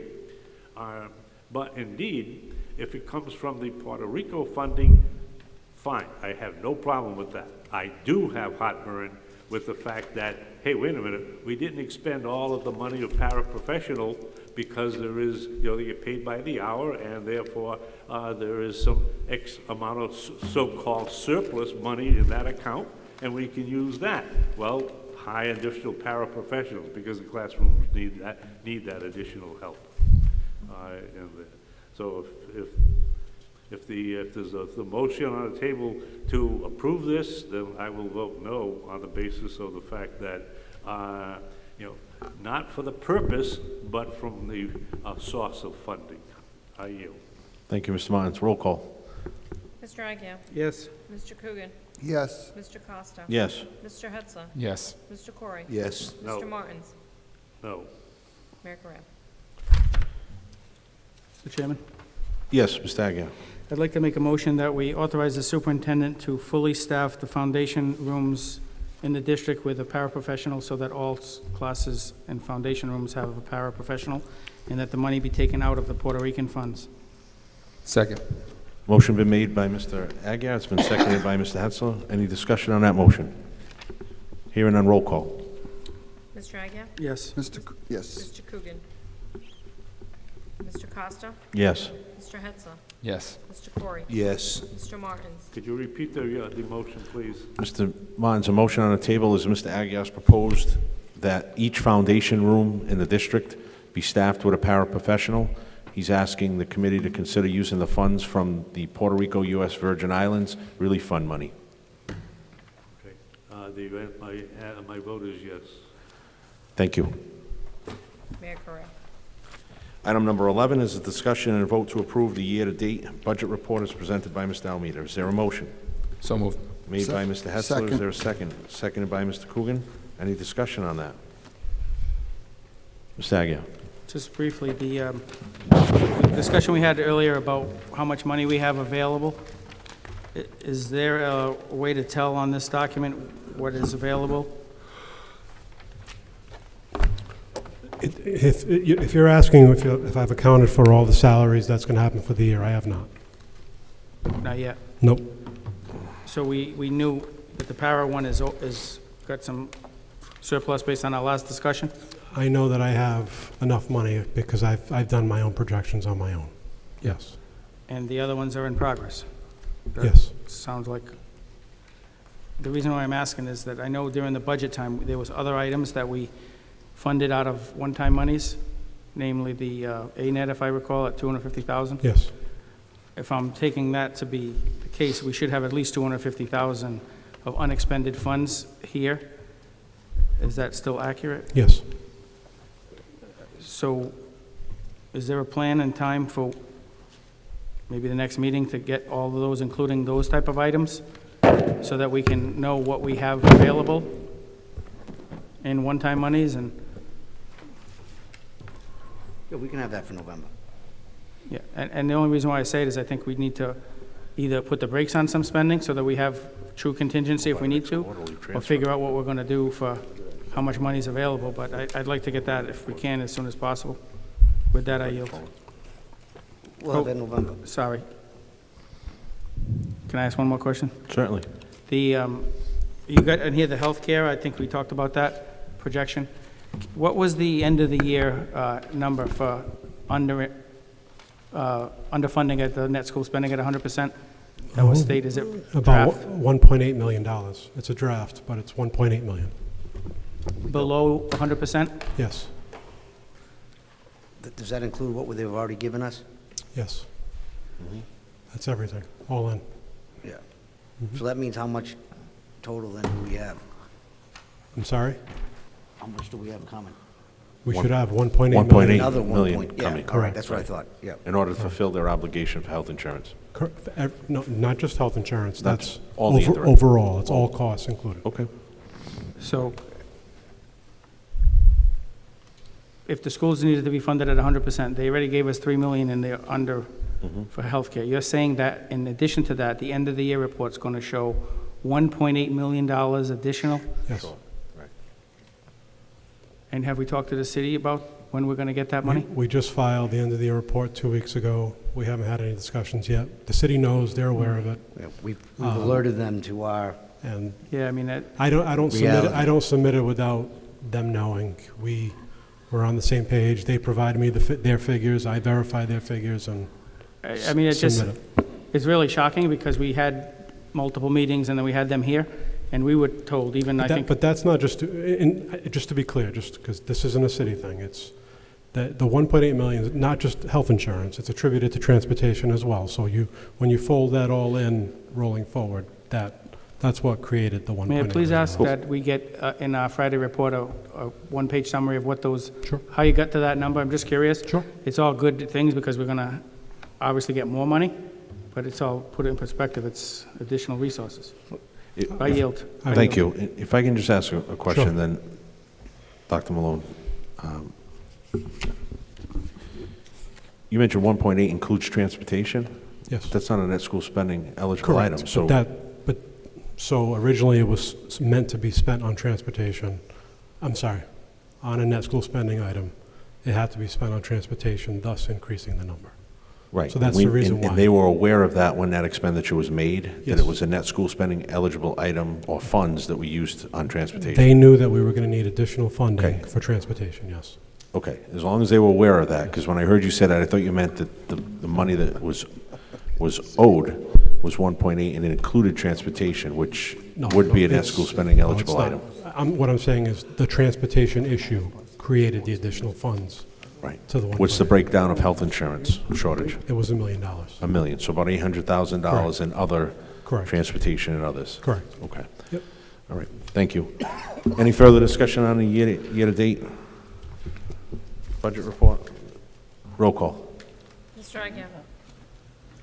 Mr. Agia? Yes. Mr. Coogan? Yes. Mr. Costa? Yes. Mr. Hetzler? Yes. Mr. Corey? Yes. Mr. Martins? Yes. Mayor Correa? So we have some items for your information. Is there a motion to accept and place on file those items? So moved. Made by Mr. Hetzler, is there a second? Second. Seconded by Mr. Martins. All in favor? Aye. All opposed? So voted. Next agenda item would be new business. However, I'm going to ask the committee to take that up after executive session. Is there a reason for executive session, Attorney Assad? Yes, there would be. At the request of the chair, I would ask Attorney Assad for the record to read those, the reasons for executive session this evening, and then we'll ask for a vote. Sure. Mass General Laws, Chapter 38, Section 21A7, to review and approve executive session committee minutes for the September 9, 2019 regular meeting of the Fall River School Committee. Also, Mass General Laws, Chapter 38, Section 21A3, to discuss strategy with respect to collective bargaining relative to all government program employees, including without limitation paraprofessionals, parent workers, and clerks of the Fall River school system that are paid for federal, state grants and are represented by the Fall River Public Schools government programs, as the chair has determined that an open session may have a detrimental impact on the bargaining position of the committee. Also, Mass General Laws, Chapter 38, Section 21A3, to discuss strategy with respect to collective bargaining relative to all safety, security officers of the Fall River school system represented by the American Federation of State, County, and Municipal Employees, Council 93, Local 1118, as the chair has determined that an open session may have a detrimental impact on the bargaining position of the committee.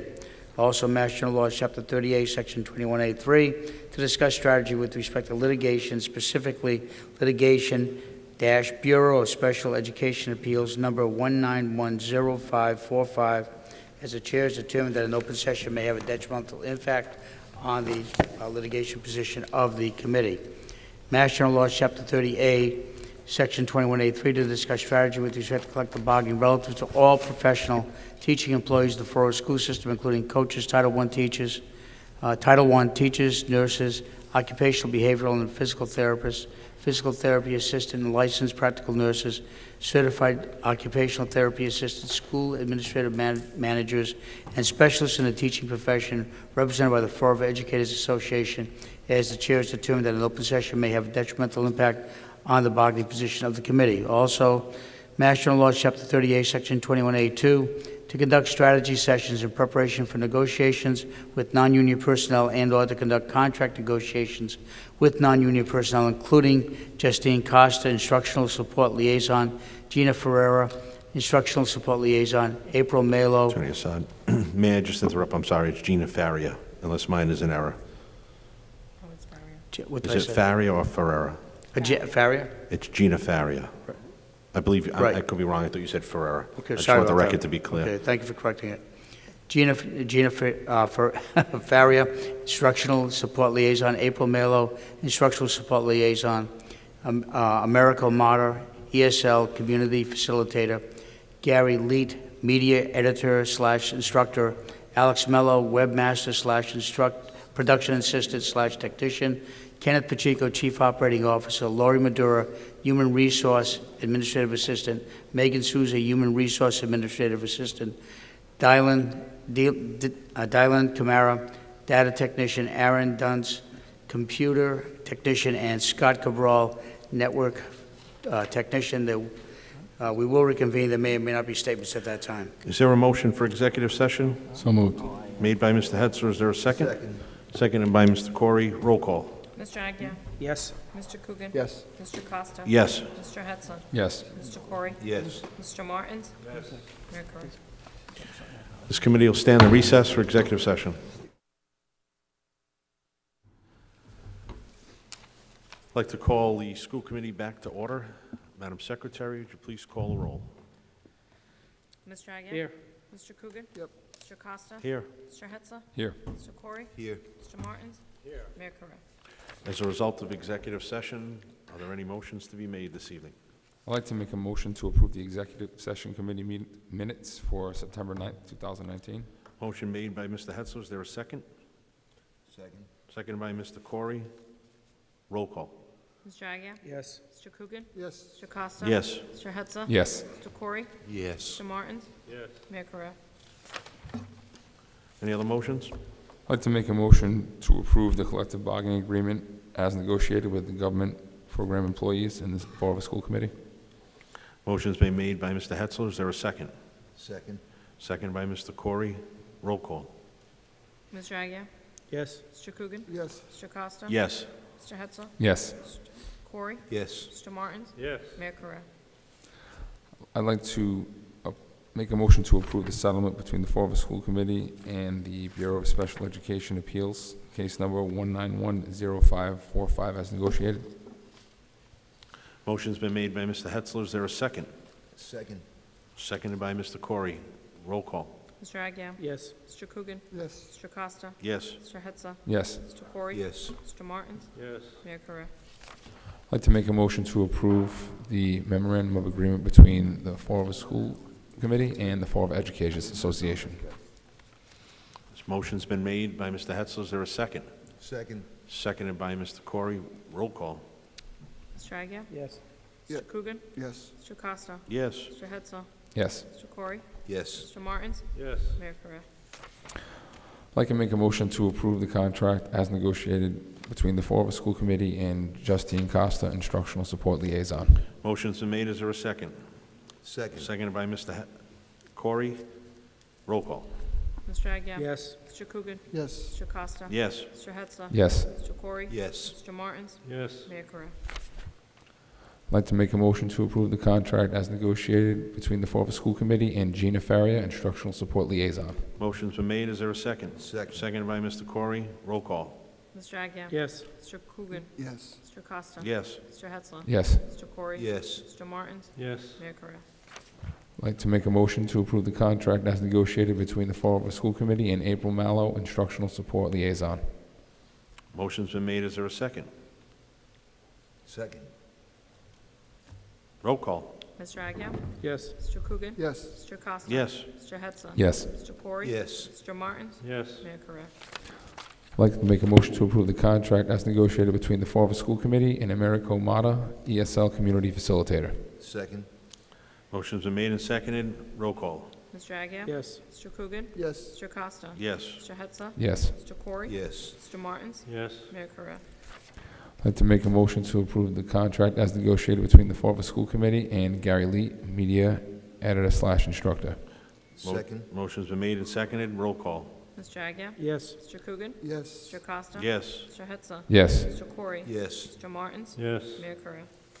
I'd like to make a motion to approve the contract as negotiated between the Fall River School Committee and Alex Mello, Webmaster/Production Assistant/Technician.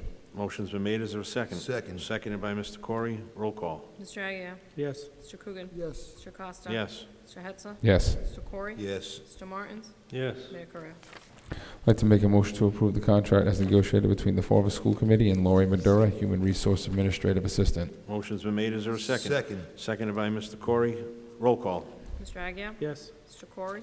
I'm sorry, Yes. Mr. Coogan? Yes. Mr. Costa? Yes. Mr. Hetzler? Yes. Mr. Corey? Yes. Mr. Martins? Yes. Mayor Correa? I'd like to make a motion to approve the contract as negotiated between the Fall River School Committee and Megan Souza, Human Resource Administrative Assistant. Motion's been made. Is there a second? Second. Seconded by Mr. Corey. Roll call. Mr. Agia? Yes. Mr. Coogan? Yes. Mr. Costa? Yes. Mr. Hetzler? Yes. Mr. Corey? Yes. Mr. Martins? Yes. Mayor Correa? I'd like to make a motion to approve the contract as negotiated between the Fall River School Committee and Dylan Kamara, Data Technician. Motion's been made. Is there a second?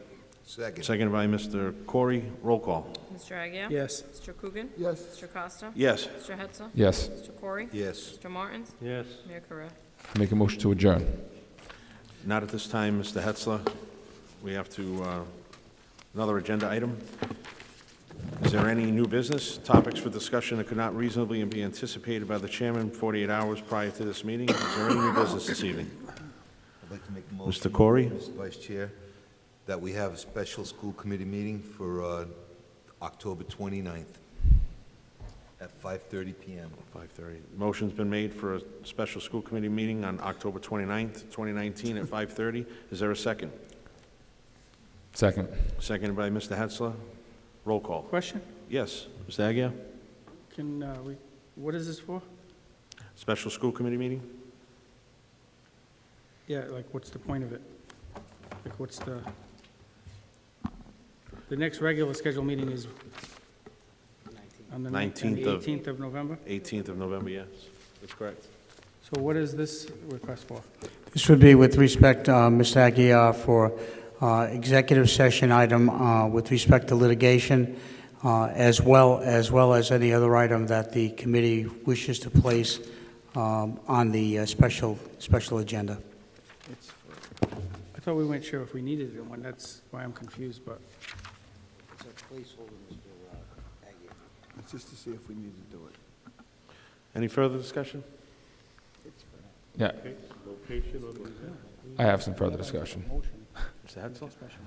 Hetzler? Do we have to set this right now, or can we Yes. wait? Yes. Okay. That I yield. Any further discussion? Roll call. Mr. Agia? yes. Mr. Coogan? Yes. Mr. Costa? Yes. Mr. Hetzler? Yes. Mr. Corey? Yes. Mr. Martins? Yes. Mayor Correa? Is there a motion to adjourn? So moved. Made by Mr. Hetzler. Is there a second? Seconded by the whole left side of the committee, Mr. Corey included. Roll call. Mr. Agia?